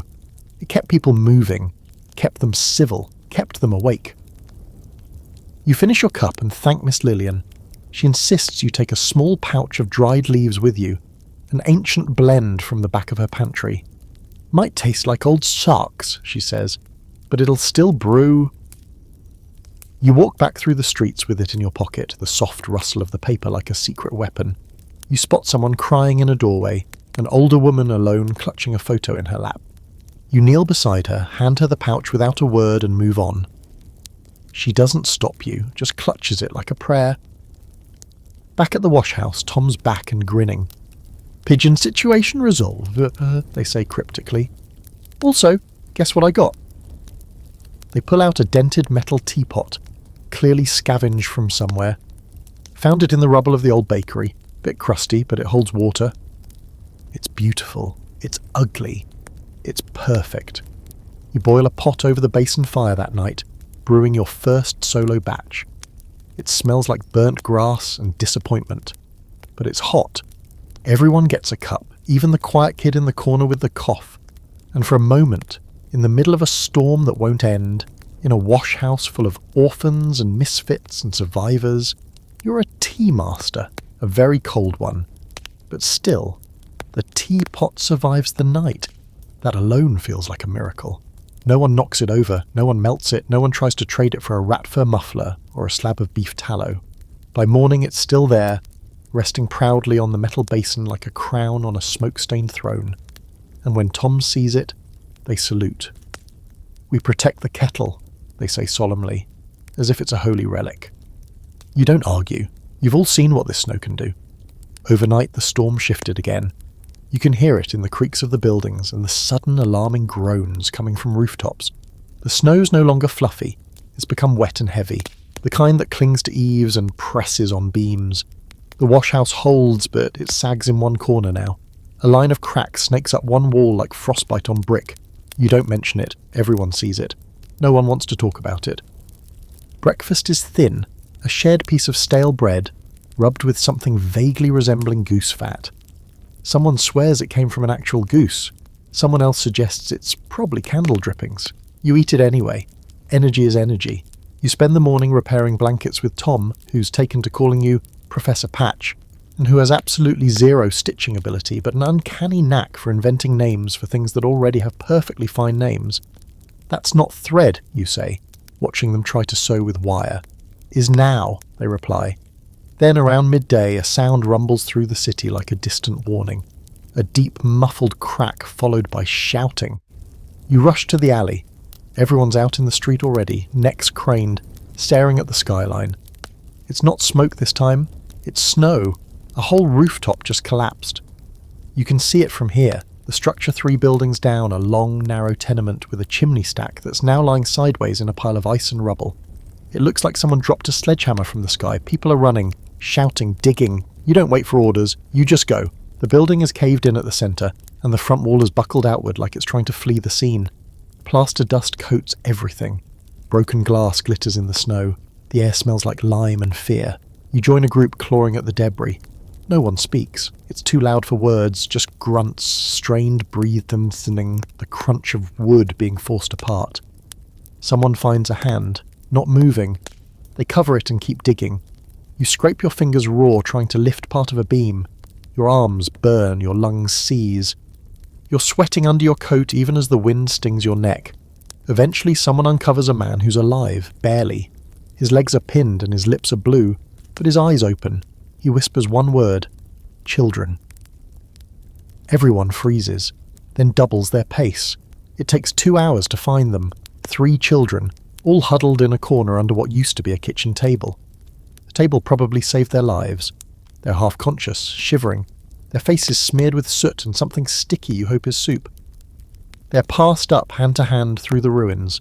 When you finally step back, your knees give out. You sit in the snow, breathing hard, heart pounding, body shaking, not from cold this time, but from sheer adrenaline. No one died this time, but that building's done, and it's not the only one. The whispers start immediately. People begin eyeing their own roofs, wondering how much weight they can carry. Someone says, "My ceiling creaked last night." Another says, "I saw cracks by the chimney." Someone else, very quietly, says, "We should leave." But where? Where do you go when the whole city's cracking? Back at the wash house, you gather around the basin again. The fire's low but steady. The teapot is warm. The water boils. You make tea in silence. Then Tom breaks it. "We have to fix our roof." You glance up. The rafters are visibly bowed now. The frost has crept in like mould, and that long crack has doubled in length. "Won't hold through another night," says one of the older kids. "Not if the snow keeps falling like this." Someone suggests climbing up and shoveling it off. Someone else says, "We'll fall through." The debate spirals into fear. Then silence again. Finally, you stand up. "We have to try." Because you've seen what happens when roofs give up. You felt it in your knees, in your lungs, in your chest. You saw the man's face when he said children, like it was the only word he still believed in. And you're not going to let that happen here. Not to Tom, not to the teapot, not to the good little tribe of soot-covered survivors who've made you one of their own. So you climb. The stairs to the roof are icy and steep. You move slowly, careful not to slip. At the top, you push open the trapdoor and are immediately hit by a wave of freezing wind and blinding whiteness. The roof is worse than you thought. Snowdrifts 3 feet high, ice crusted over the tiles, the weight pressing down like a full-grown elephant in a fur coat. You lower a rope, tie it off, and shout for help. One by one, others join you. Tom brings a broken broom. Another kid has a rusted shovel. You start digging. Slow at first, then faster. You move snow like your life depends on it, because it does. You clear it in strips, working from the top down, tossing it over the side in clouds of powder and ice. Your arms go numb, your fingers cramp, but you don't stop. And when the sun starts to fade behind the grey haze, the roof is light again. The pressure's off. The beams groan with relief, and so do you. Back inside, the fire seems a little brighter. The crack in the wall's still there, but it hasn't grown. The air is still bitter, but it moves easier now, like the building's breathing again. Someone hands you tea. Tom grins. "Roof hero," they say, offering you a badly made medal cut from tin and strung on twine. You laugh, and for the first time in days, it sounds like a real one. The first thing you notice when you wake the next morning is the silence. Not the usual kind. London's been half muted by snow for days now. No, this is deeper. Hollow, like someone took the city and turned the volume down to 0. No shouting, no clanging of buckets, not even Tom's early morning theatrics, just the faint hiss of your breath and the soft rustle of something shifting above your head. You lie still, ears straining, and then you hear it, a slow, whispering crinkle. From the walls, you sit up fast. The others are doing the same, blinking, bundled in their patchwork cocoons. The wash-house feels colder today, somehow more ancient. You rub your hands together, noticing how brittle your skin's become, cracked, stretched tight like parchment. Then it happens again, that slow, dry rustling sound. "Is that paper?" someone whispers. It is. You shuffle over to the far wall, the one that was cracking, and pull back the scrap of cloth someone hung to keep the draft out. Behind it, packed between the wood slats, is a layer of old yellowing newspapers. Victorian insulation, apparently. Not exactly regulation, but functional, at least until now. Tom scurries over. "Look at this!" They yank out a page with such gusto that a small cascade of dust falls from the wall like dandruff from the ghost of a librarian. January 12th, 1862, they read. Says here a baker got fined for overly loud whistling. Another kid pulls a sheet from the opposite side. Here's one about a man who claimed to own the moon. Sold bits of it to fund his hat business. Someone else laughs, a real laugh, and suddenly everyone's ripping into the walls like archaeologists with frostbite. The insulation crinkles and foliogs, revealing headlines, advertisements, sketches, even a few odd love notes scrawled in margins. Most of it's gibberish, some of it's gold. You pull out a page with the heading, "How to Stay Warm Without Coal." Well now, that's useful. You read aloud, "Line your floors with straw, your walls with news, your socks with cotton rags. Heat bricks in the oven and place them at your feet. Burn tallow if no oil is found. If no tallow, use wood. If no wood, pray." Tom grins. That's the spirit. The washhouse becomes a makeshift reading room for the next hour, full of coughing historians. Someone finds an old advertisement for goose fat ointment. Another finds a recipe for a winter cake made entirely from oats and hope. One page has a handwritten list of what appears to be someone's life goals, one of which simply reads, "Find out what cod liver oil actually does." But it's not just entertainment. These walls are giving you something real, information. This is how people before you survived. And not just random people, Londoners. They didn't have gas, or not consistently. They had these tricks, this wisdom, this slow-burning stubbornness. You start making a list of what you've learned from the newspaper walls. 1. Bricks stay warm longer if you wrap them in flannel. 2. Cardboard in your boots helps with wet snow. 3. Boil onion skins for a vaguely nutritious broth. 4. If your coat's thin, wear it backwards. Keeps your chest warmer. Elsie arrives around midday, back from the factory shift, her cheeks red and her fingers grey at the tips. She listens to the chaos, the laughter, the rustling of yellow paper, and leans against the doorway like she's stepped into another world. "Are we reading for warmth now?" she asks. "In a way," you say. Tom holds up a page like a banner. "The walls are talking." Elsie arches an eyebrow. "Well, tell them to shut up and help me with the fire." That evening, the fire is stronger than it's been in days. Someone found a broken desk in an alley and dragged it back piece by piece. Another kid brought a stack of ledgers they swiped from a bank. Turns out old accounting books burn beautifully. There's something poetic about that. And the washhouse is warmer now, not just from flame, but from layering. You've patched the walls with a new collage of newspaper, hung up extra cloth, even stuffed socks with dry paper. It's ridiculous. It's brilliant. The air still bites, but it no longer tries to take your breath away.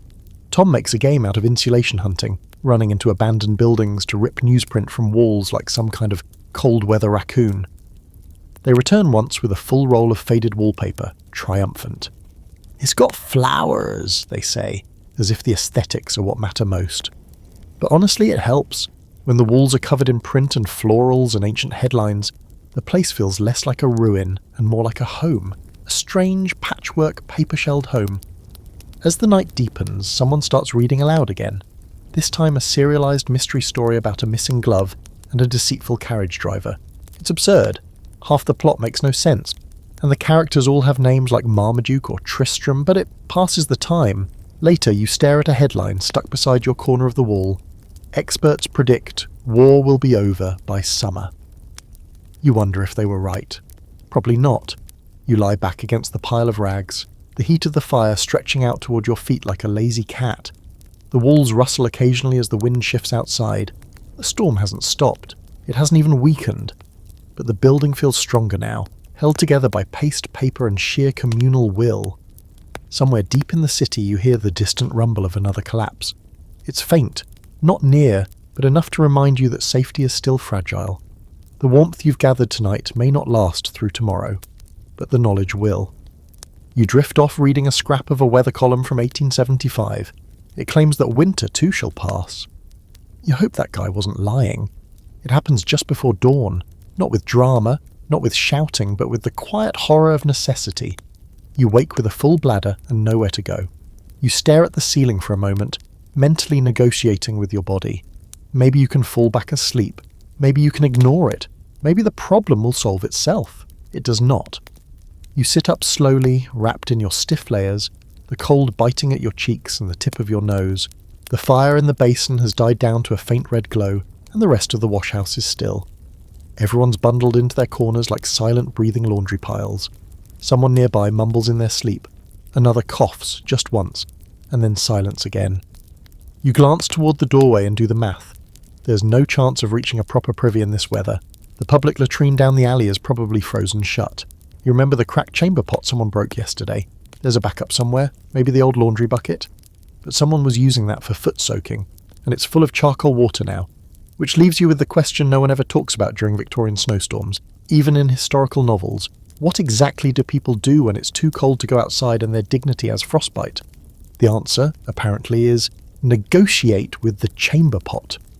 You stumble around the washhouse in your boots and blanket cape, trying not to wake anyone.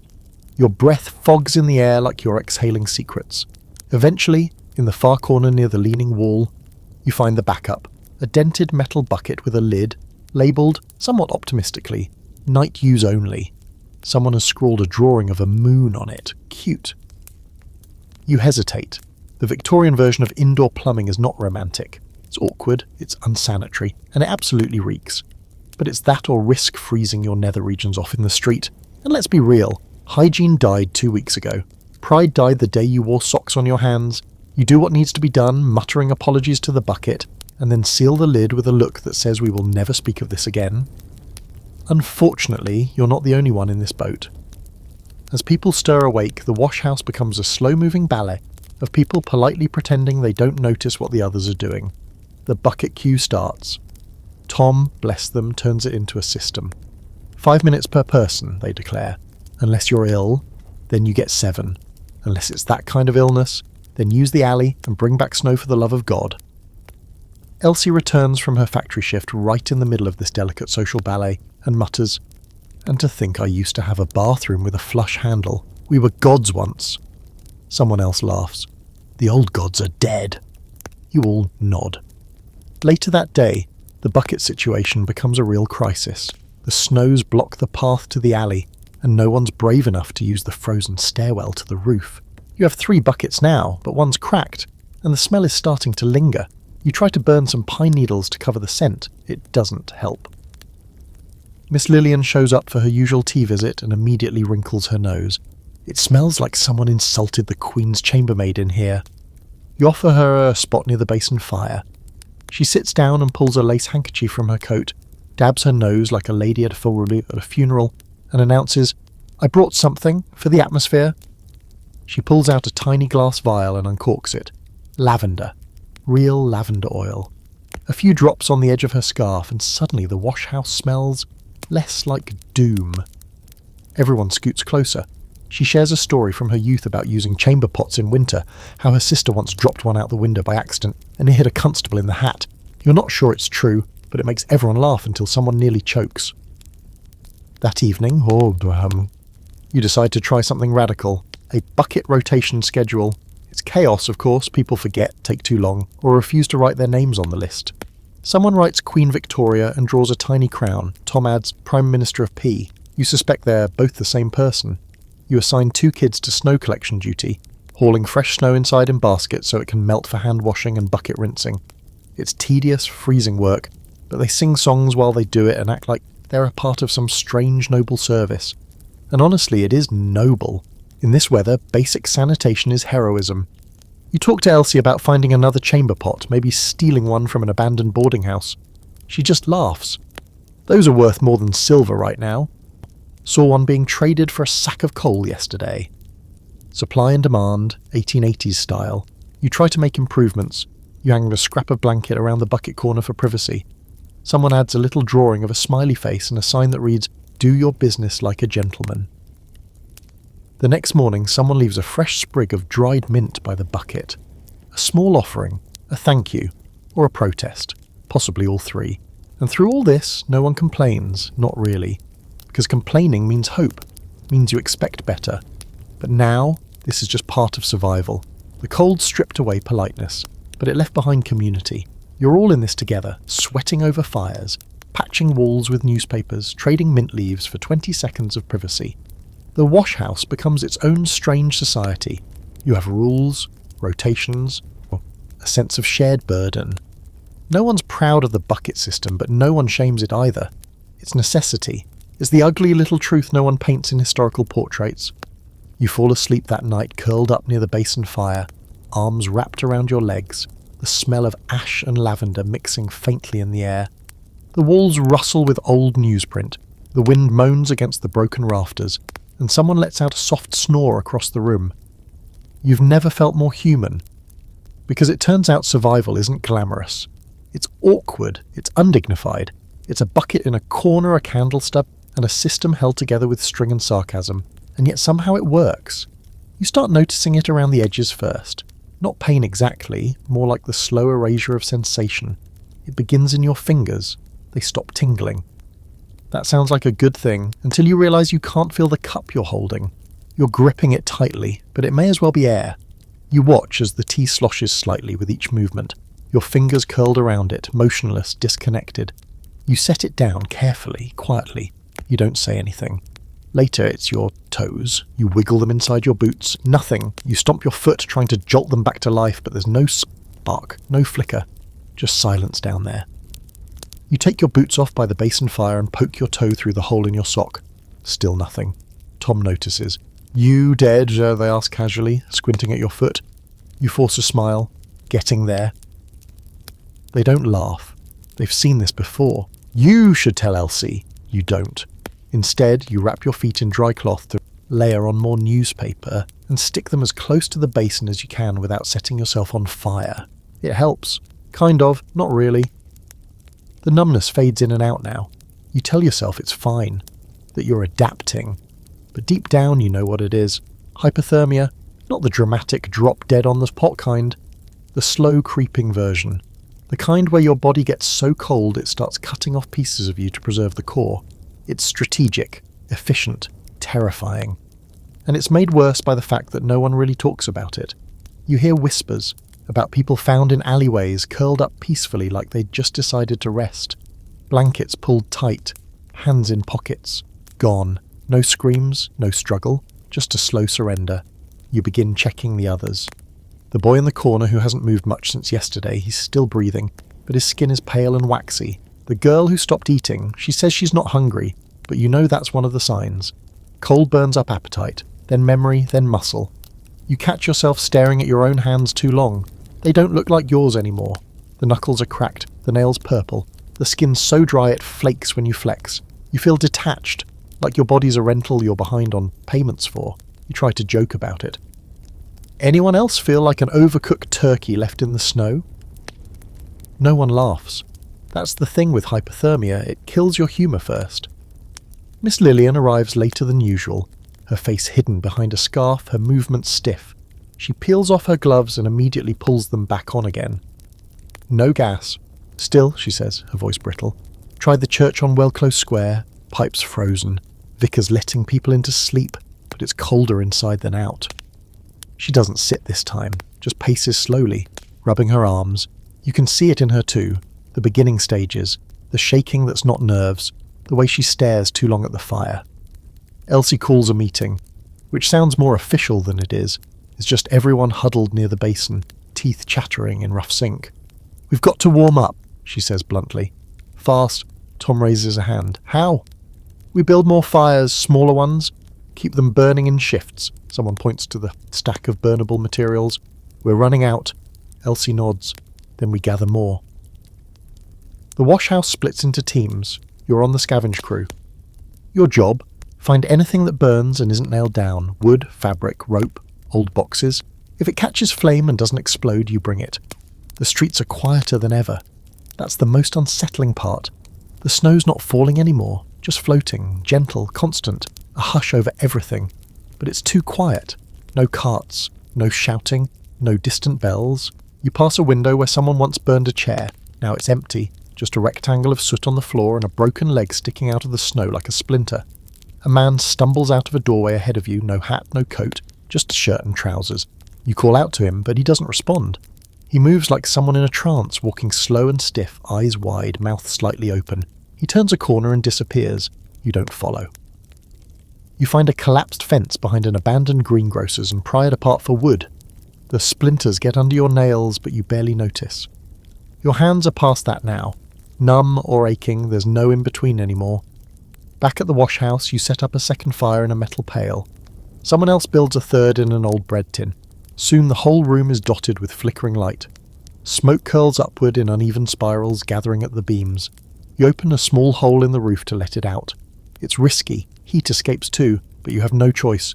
No one wants to die from lung soot. The air gets warmer. Not by much, but enough to pull people back from the edge. Someone plays the harmonica again, 2 notes, the only ones that still biyuk. It's not music, but it's something. You drink weak tea, now made with melted snow and stale leaves. You wrap yourself in every piece of cloth you can find. You sit with your feet pressed against a hot brick and stare into the fire like it owes you an apology. And still, the cold presses in.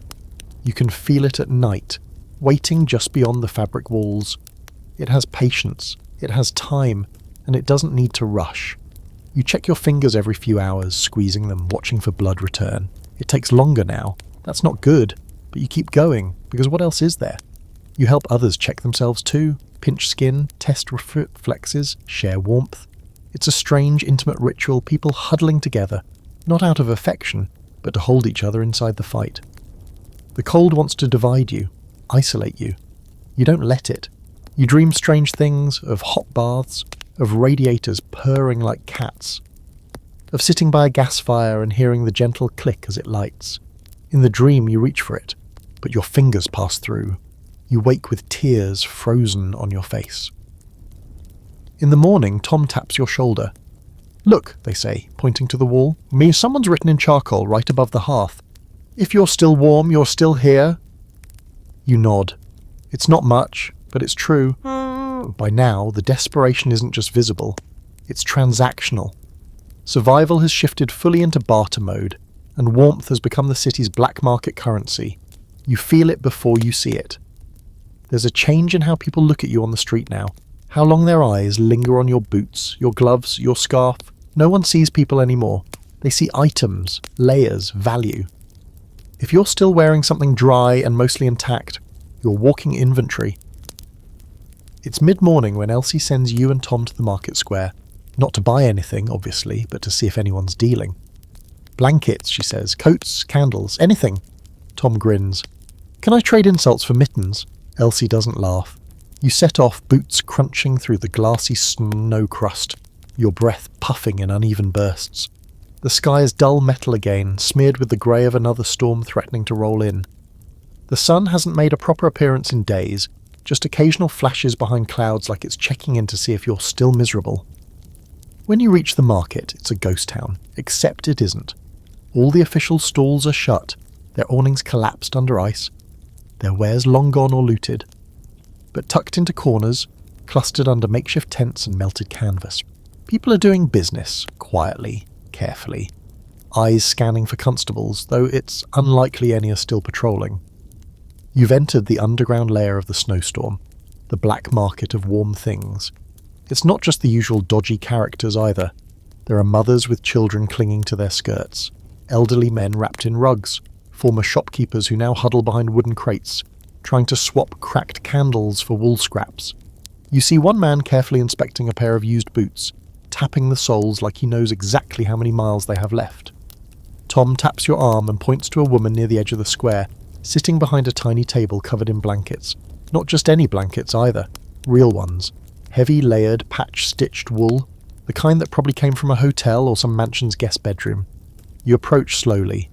"What's the price?" you ask. She eyes you. "What have you got?" You open your coat and reveal your best bargaining chip.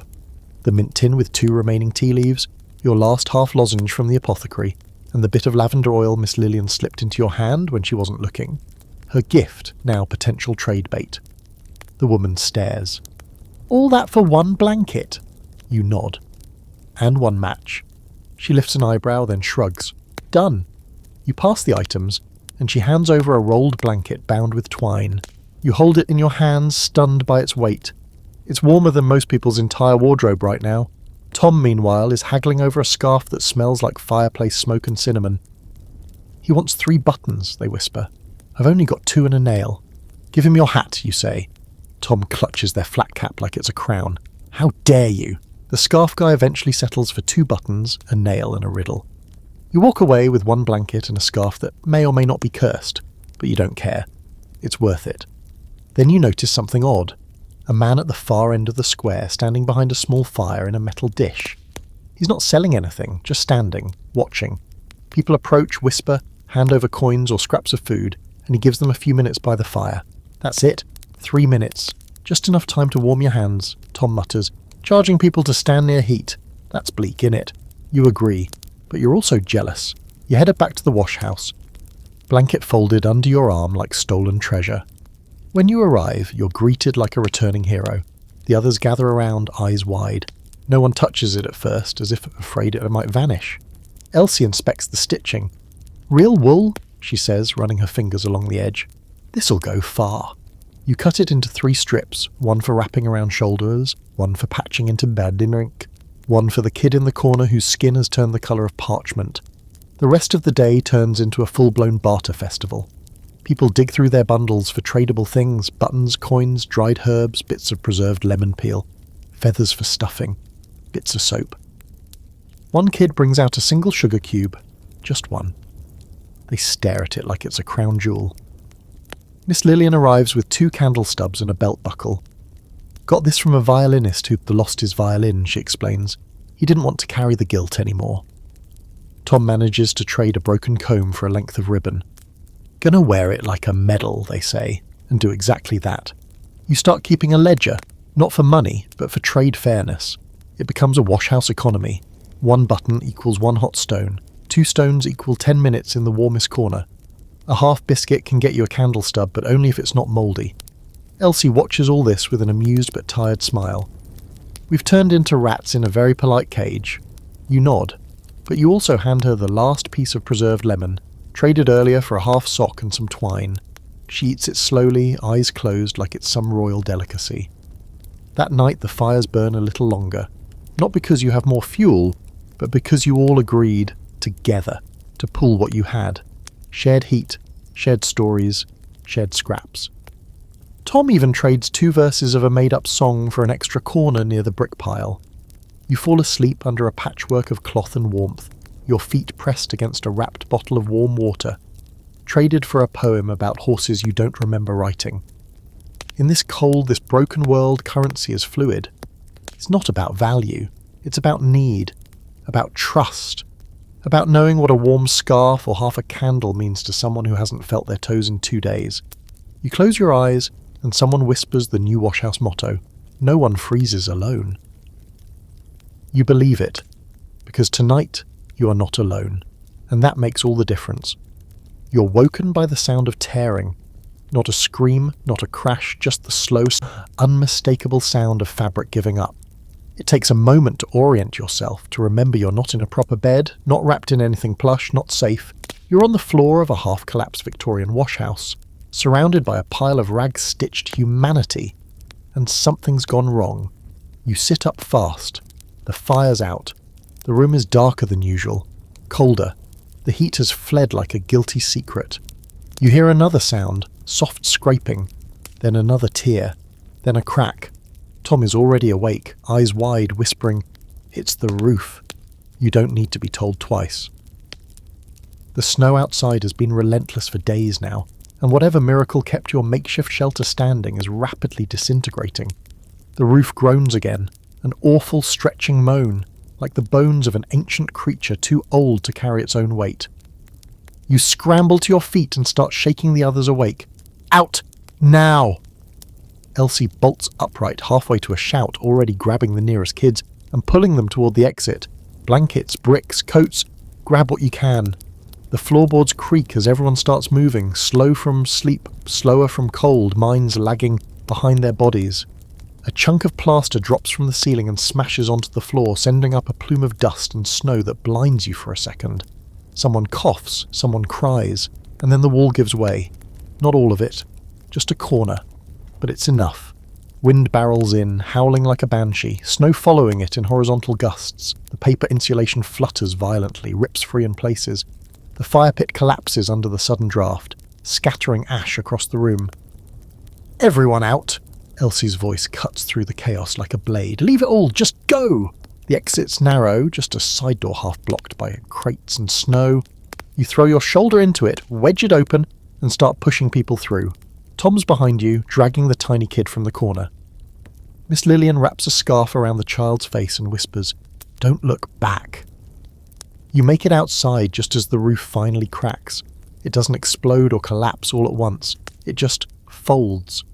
The centre buckles in like a belly caving to hunger, and the rafters slide in slow, reluctant surrender. Snow and wood pour inward with a dull, heavy thump. No one's hurt. But the wash house is gone. You stand in the street, snow slicing across your face, watching your only shelter turn into rubble. Tom breaks the silence first. "Well, that's one way to redecorate." It gets a laugh, a weak one, but it's a lifeline. Elsie doesn't waste time. "Grab what you can from the pile, anything dry, anything solid, then we move." You dig into the wreckage with frozen hands, pulling out bricks, bundled cloth, one very confused rat. You find the kettle, dented but intact. No, Tom lifts it like Excalibur. She lives. 15 minutes later, you're back in the alley. Not a proper shelter, but at least the walls still stand. There's a covered stairwell leading down to a basement coal chute. Mostly dry, only partially collapsed. It smells like mould and wet ash. It's perfect. You help sweep snow out of the space, light a stub of candle, and rig a tarp as a roof. It's cramped. Barely room for 5, let alone 10, but no one complains. You've all downgraded your expectations so many times, you're basically subterranean at this point. And now you are. The fires are harder to build here. Less ventilation, more risk, but you manage it. Carefully, slowly, one ember at a time, the warmth creeps in like a guest unsure if they're invited. You set the kettle down, fill it with the last of the snowmelt and let it start heating. No tea leaves.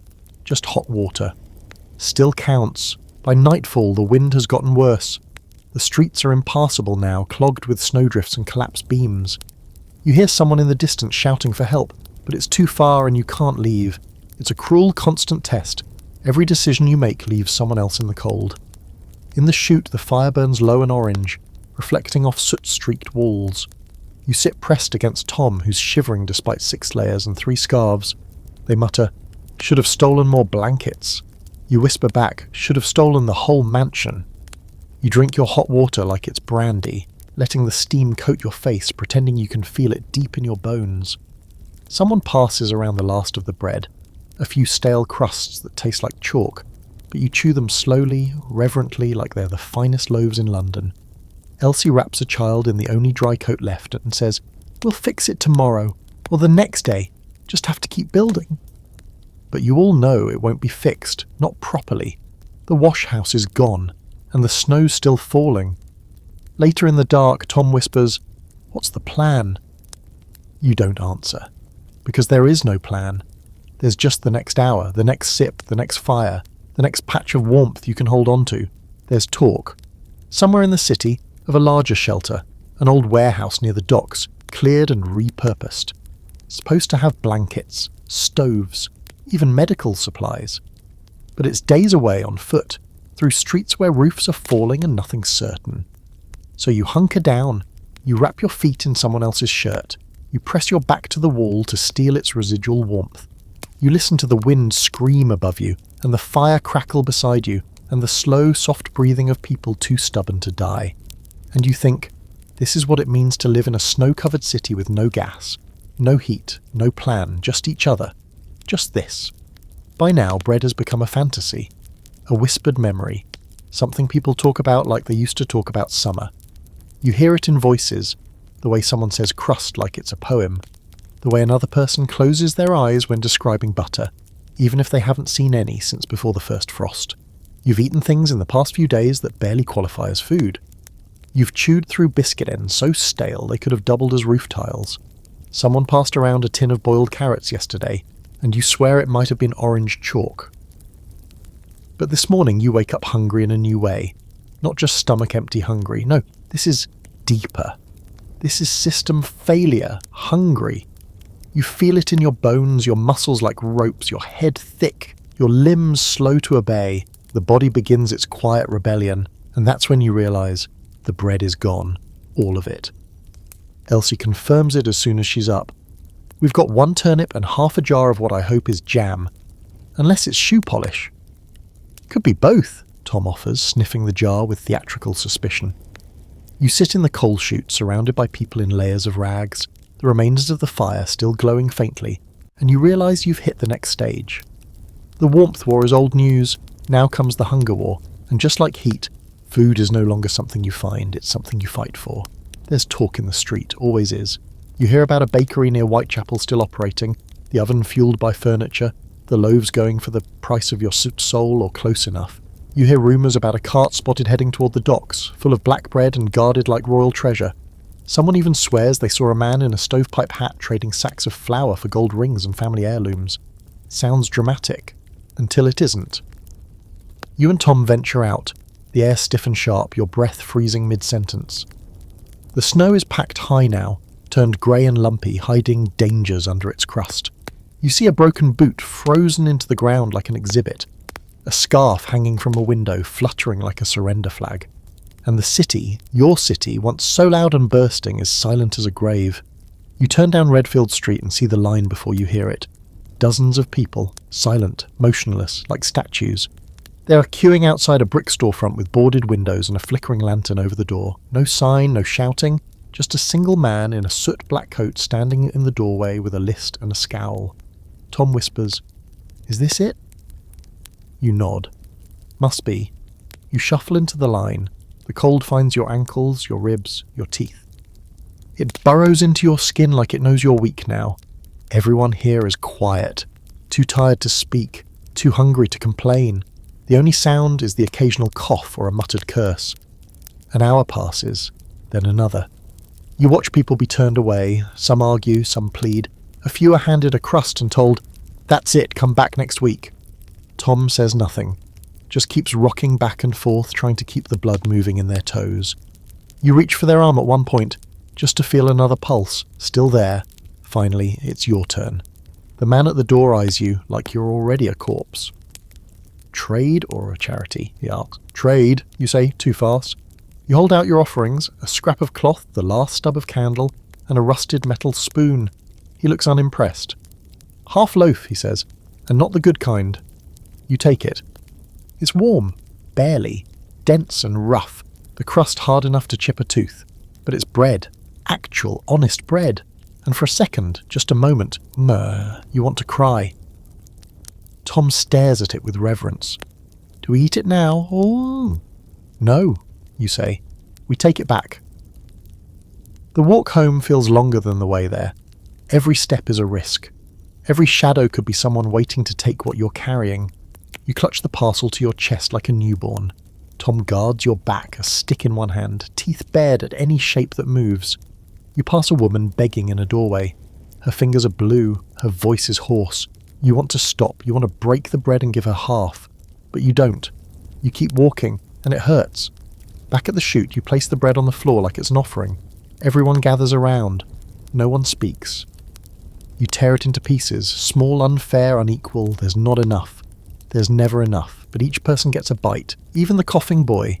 Even Miss Lillian, who takes hers with closed eyes and a whispered thank you. You chew slowly, pretending the crust isn't slicing your gums. You taste yeast, smoke, maybe even salt. Or maybe you're hallucinating flavour now. Someone jokes, better than the Queen's dinner, and everyone laughs because what else can you do? Then someone says the thing no one wanted to say. What happens when this runs out? No one answers because the truth is obvious. This city is starving. The coal ran out, the gas gave up, the warmth barely held on, and now the food is following. You lie awake that night with the taste of bread still lingering in your mouth and the weight of guilt pressed into your ribs. You remember that woman in the doorway, her eyes, her hands, and how you walked past her with something she may not survive the night without. You tell yourself you had no choice. You tell yourself you'll help tomorrow. You tell yourself a lot of things, and then you fall asleep with your arms wrapped around your knees and your stomach empty again. You wake up to a sound that doesn't belong in a snowstorm. Bells, faint, uneven, ringing from somewhere far off, bouncing between buildings like they have been thrown, not rung. It takes a moment for your brain to make sense of it. Could be a hallucination, could be hope, or just someone losing their mind with a frying pan and a good arm. Still, the sound slices through the silence like a knife. You and Tom sit up at the same time, blink at each other, and say in sync, "Did you hear that?" The others stir slowly, less from rest and more from instinct. No one truly sleeps anymore. You just shut down for a while and hope to wake again. You all strain to listen, the stillness inside the coal chute so dense that even breathing feels impolite. There it is again, bells, two this time, one short, one long, almost like a pattern. Miss Lillian, eyes barely open, mutters, "Could be church bells." Elsie frowns. No church would be ringing this early, or this out of rhythm. Tom grins. Maybe it's code, rescue code, like pirates. "You think pirates are coming to save us?" you ask, rubbing the frost from your eyelashes. Tom shrugs. Stranger things have happened.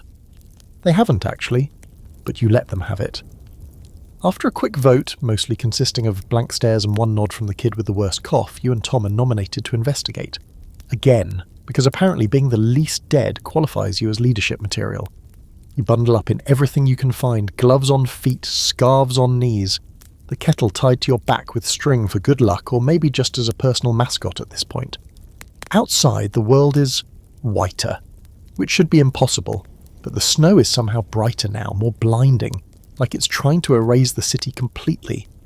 The streets are mounded in slow-motion waves, all familiar shapes buried beneath the drifts. You step into the powder and sink up to your thighs, every movement a full-body effort. Still, you move, toward the sound, toward the bells. The noise gets louder as you go, though it disappears and reappears with the wind. It's not coming from above, like a steeple, but ahead, low, metallic, harsh. Then you see it.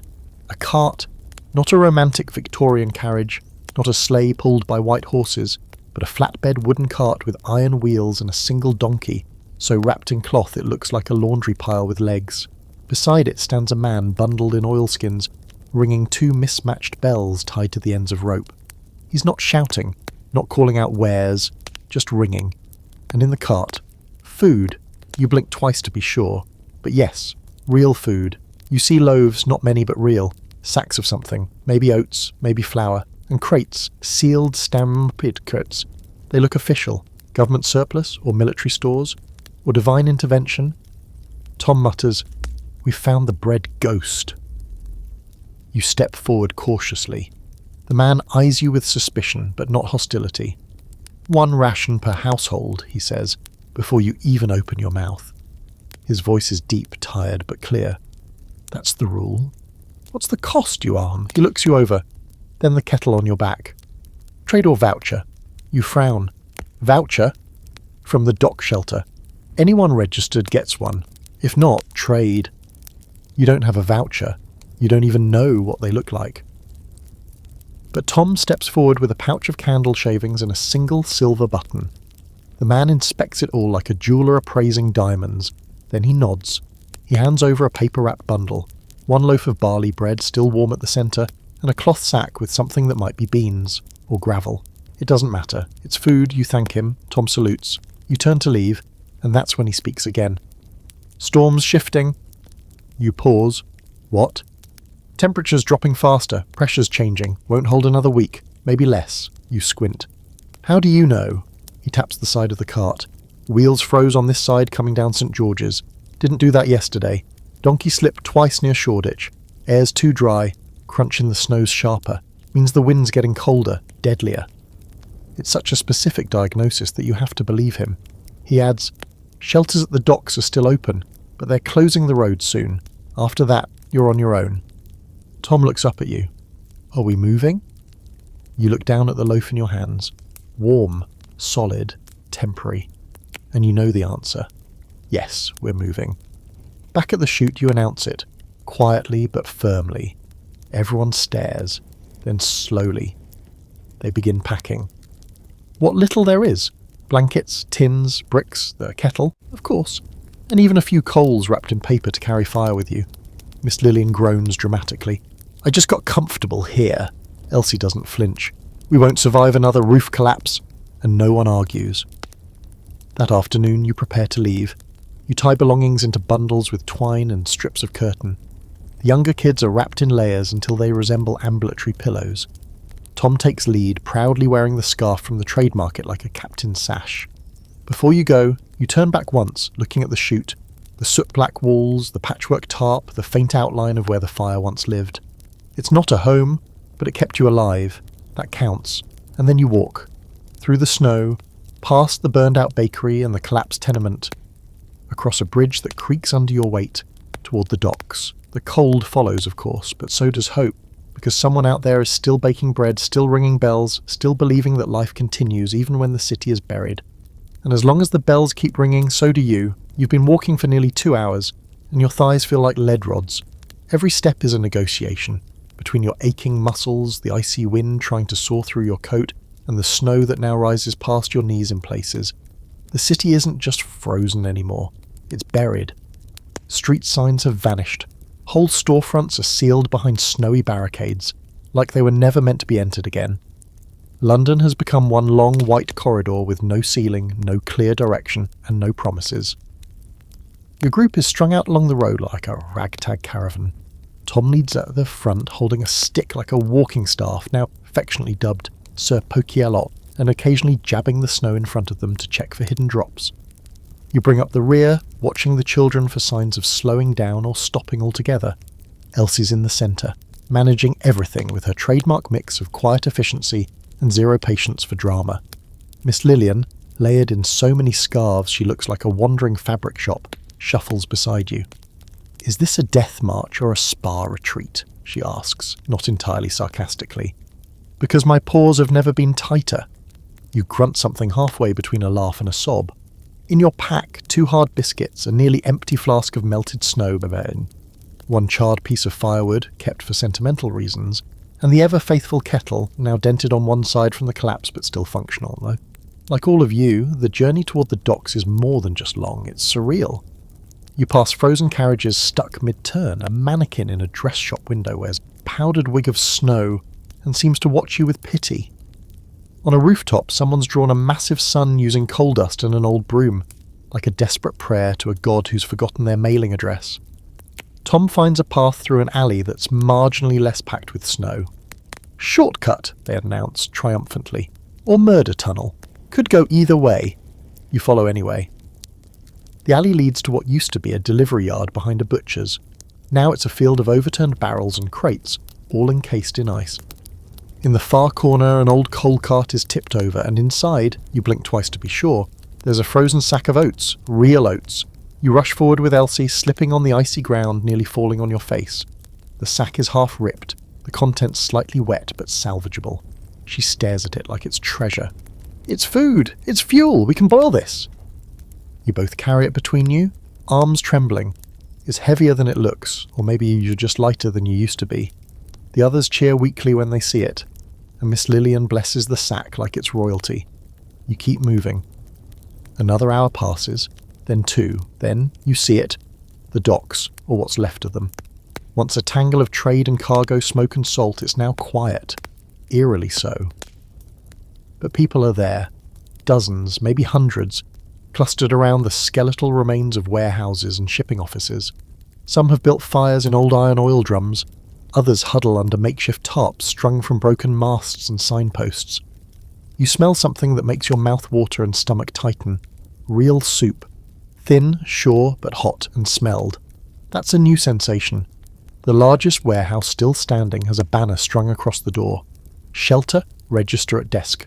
You can't get there fast enough. Inside, the air is damp and thick, but warmer. The floor is lined with straw and flattened crates. There are fires, actual stoves, some barely lit but functional. People sleep side by side, pressed close like matches in a box. The noise is constant, snoring, coughing, whispering. But it sounds like life. You line up, a real desk, a real person. She looks exhausted. Ink-stained fingers and 3 scarves around her neck. Name? She asks. You give it. Tom gives theirs. Elsie gives a look that dares the woman to ask too many questions. She scribbles in a ledger. Group of 10, she confirms. Any injuries? Children? Elderly? All of the above, you say. She glances at the line behind you, then sighs. You'll need to share a corner. Space is short. You'll get 1 blanket per 3 people and 1 hot meal. After that, depends what comes in tomorrow. You nod. Thank you.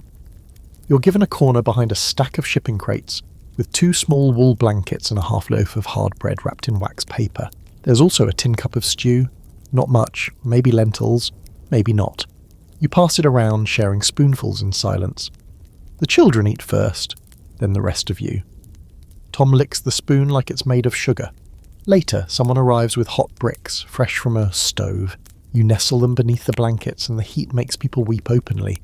Not with noise, just with relief. The kind of tears that don't need a reason. The shelter isn't perfect, it's loud.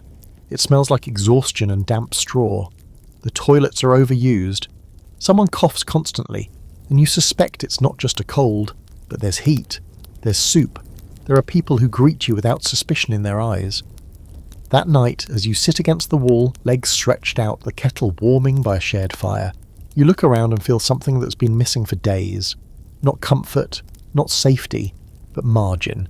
Just enough margin between survival and collapse to let your brain wander again. You think about books, about a bath, about the sound of music played on purpose, not just in someone's head. Tom slides beside you, chewing the last bite of biscuit and offering you a corner of the blanket. Think this place will hold? They ask. You stare at the leaking ceiling, the sagging beams. I think it'll hold long enough. They nod. Long enough for what? You don't know, no one does. Maybe you're home for the storm to end. Maybe for the city to remember how to breathe. Maybe just long enough to fall asleep without fearing the roof will cave in. But long enough is all you need. The next morning, something happens that feels almost mythical. Sunlight. Real, actual, blinking through the cloud sunlight. You don't notice it at first. Not until someone in the shelter shouts. Not a scream, not panic, just this startled, breathless, joyous sound. It cuts through the low-level groan of the warehouse like a bell. You blink your way to the open warehouse door, the air still sharp but less biting, and there it is, soft beams of golden light streaming through a break in the clouds, reflecting off snowbanks like glass. It's pale, yes, weak, but it's real. The sky has colour again. Not grey, but something like blue, or at least trying to be. The whole shelter moves as one, stumbling out into the yard like creatures crawling out of hibernation. You all squint upward, eyes watering, skin hungry for the warmth. You feel it on your cheek, a single degree warmer than yesterday, maybe less, but your whole body responds like you've just stepped into a hot bath. Tom turns their face to the sky and announces, I'm sweating, I can feel it, I'm melting like a snowman with ambition. You grin, your lips cracking open from the cold, but you don't care. The sun is back. The world might still be frozen, but something shifted. You can feel it. Elsie joins you, arms crossed, scanning the clouds like she doesn't quite believe it. Could be temporary, she mutters. Storms tricked us before. Let it trick us, you reply. Just for a minute. Around you, the shelter yard turns into an accidental festival. People sit on crates, blankets draped over their shoulders like cloaks, catching the light on their faces like it's medicine. Children chase each other through the slush, their laughter, scratchy but real. Someone starts a song, just a verse, and others join in softly. It's off-key, mumbled, full of wrong lyrics, still beautiful. The food line runs smoother today. More crates arrived overnight, military stock. labelled in stenciled black letters, dried lentils, oats, salted meat of questionable origin. You help unpack, working beside a woman with cracked knuckles and a voice like gravel. She tells you she used to work in a sewing house, made corsets for rich ladies who couldn't breathe and paid extra for it. Now she stirs soup for strangers. Better job, she shrugs. People appreciate it when they're hungry. Back inside, the shelter feels different. Not warmer, though the bricks by the fires are working better now, but lighter. There's movement, conversations.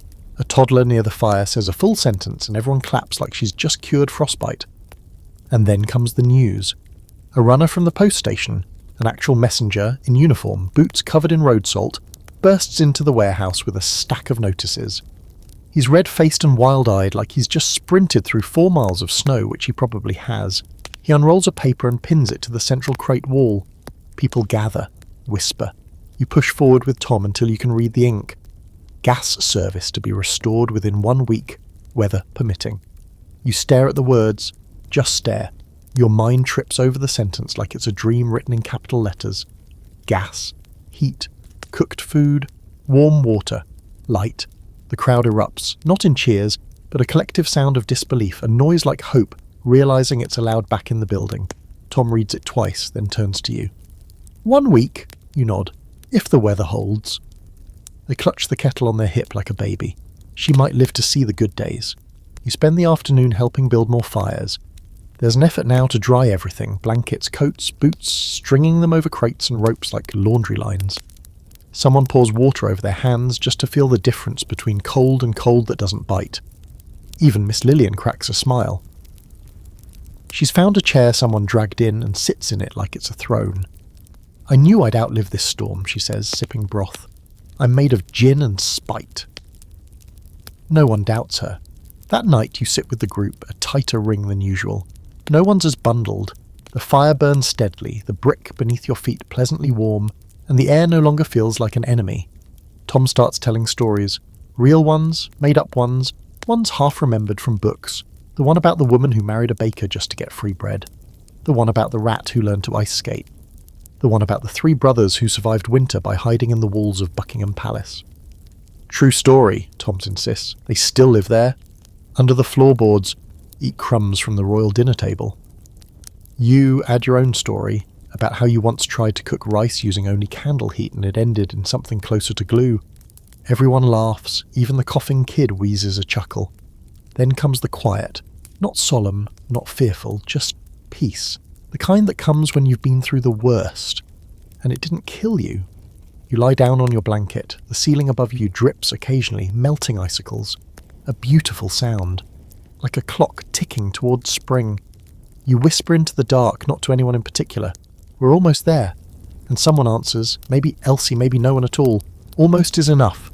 You believe them, because tomorrow you might see more sun, because tomorrow there might be fire that doesn't come from scraps, because tomorrow there might be gaslight, flickering back to life in streets that forgot what warmth looked like. But tonight, you have a blanket, you have soup in your belly, and you have people. Not much, but enough. The next morning you wake before the others. Not from cold, though the shelter is still far from warm, but from light, gentle, sedibgi sasti golden. It spills across the crates, bounces off the kettle's dented lid, illuminates the straw-strewn floor like a silent blessing. You sit up, your breath not fogging quite as much as before. Outside, the snow has stopped. For the first time in what feels like years, it's not falling. Not whispering across the roof or choking the streets or thudding down in great white heaps like punishment. It's just still. You step outside and inhale. The air is sharp, yes, but it carries something new. The faint scent of the river. Salt, mud, rot and boats. Utterly disgusting and absolutely beautiful. It means things are moving again. The docks haven't unfrozen completely, but trickles of water are reappearing beneath the grey crust. You can hear the distant sound of someone hammering. A clatter of crates. Human activity. You walk up the steps, boots crunching on the path that volunteers have spent the past hour clearing, and stand beside a fire barrel. It's been rebuilt with new coal. Real coal. From a shipment that arrived just before dawn. A man in uniform nods to you, eyes red-rimmed but alert. You from the warehouse group? He asks. You nod. "You've done well," he says simply. "You held on." Held on, that's what it comes down to, isn't it? Not heroism, not grandeur, just grip strength, mental and the physical. You held on. Back inside, the group is stirring. Elsie's already up, crouched near a stove and gently rotating a pot of oats. "We've got proper rations today," she says, voice low and steady. "Oats, beans, even a bit of dried fruit." Tom emerges from the blankets with his bed hair like a hedgehog and squints at the pot. "Is that raisins or mice?" "Don't push your luck," Elsie mutters, but she's smiling. The child, with the worst cough, finally eats a full bowl of food without stopping. Miss Lillian drinks her morning tea, real tea, brewed from actual leaves, and hums a tune that might be a lullaby or might be the national anthem in the wrong key. The light grows stronger by the hour. Volunteers, actual ones, not desperate survivors, arrive with clipboards and spare boots. A nurse shows up with a box of salve and a bag of bandages, asking about frostbite, infection, and who hasn't been seen yet. You raise your hand, so does Tom. Half the shelter does, honestly. She nods and gets to work. When it's your turn, she unwraps your foot and frowns. "Could have been worse," she says, dabbing your skin with something cool and tingly. "Could still be, but won't be, you ask?" She hesitates, then nods. "You made it." That night they run the gas line test. Ooh. You all watch, clustered near the far wall, as a worker in a heavy coat turns a wrench on the main valve. The hiss is faint but unmistakable. A small pilot lamp flutters. Then, with a soft pop, a blue flame. You'd have thought someone lit the sky on fire. People clap. Some cheer. Some just start crying, which is somehow louder. The first burner is designated for soup. The second for boiling water. The third goes unused because no one can believe you get more than two. You stand near the flame with your hands out. The heat is immediate. Real. Not from burning paper, not from stolen chair legs or old ledgers or candle stubs. This is clean blue heat. You don't realise how much you've been shivering until you finally stop. Later, the gas lights along the outer wall flicker to life. Tiny globes of golden warmth. You stare at them like a child seeing stars for the first time. Tom counts them under their breath. 1, 2, 3, 8 in total. 10 now, by tomorrow, says a volunteer nearby. You walk the shelter that evening and realise what's different. No one is huddled in silence anymore. People are talking, not whispering, talking, conversations about tomorrow, about what needs fixing, who needs a job, who lost what, who might be going home soon, if home still exists. You hear laughter, honest laughter, not the brittle kind that masks panic. Real humour, real energy. Elsie sets up a small notice board and writes in charcoal, "Needs, clean water, more coal, bandages, baby shoes." Someone adds underneath, "Found, shoe, no baby." It's not funny, but everyone laughs anyway. Even the birds come back. You notice them perched on the roof beams, pecking at crumbs, cocking their heads as if shocked to find you all still alive. You envy them. But also feel oddly equal to them now, survivors, winged or not. You sit down with your group, your tiny army of scavengers and storytellers, and pass around a pot of hot soup made from real ingredients. It tastes like everything you ever wanted. Warmth, salt, stability, even joy. Tom sets the kettle down beside you and sighs. She made it. She, you ask? They look at you like you're mad. Of course she's a she. Look at her curves. You snort and clink your tin cup against theirs. To the kettle. To us, Tom replies. We're basically immortal now. You lean back against the wall. The straw beneath you is clean. The air doesn't bite anymore, and the ceiling doesn't look like it's going to fall in. You made it through the snowstorm, through the freezing, through the hunger, through the dark. You lost things, yes. A home, a building. Dignity a few times. You walked past people you couldn't save, you saw the worst of the weather, and maybe the worst of yourselves, but you're still here. You're warm now, and the city is breathing again. You don't remember falling asleep, only waking up. But this time the cold doesn't drag you back, the fire isn't out, the light doesn't flicker with threat. There's warmth, not just in the room, but in your skin. That deep cellular kind that says, you're safe, not forever, but for now. You stretch out beneath your patched blanket, kettle by your side, and listen to the quiet hum of the shelter. Steady breaths, soft footsteps, the faint clink of tin against tin as someone pours morning tea. Outside, the streets have softened. The snow, once a punishing blanket of silence, is melting into slush and mud and rebirth. You can almost smell spring, faint, earthy, waiting in the wings. Tom waves from across the shelter holding a slice of warm barley bread like it's a trophy. Miss Lillian is playing cards with someone who might be a priest or just a very clean con man. Elsie is talking to a volunteer about helping rebuild the wash house.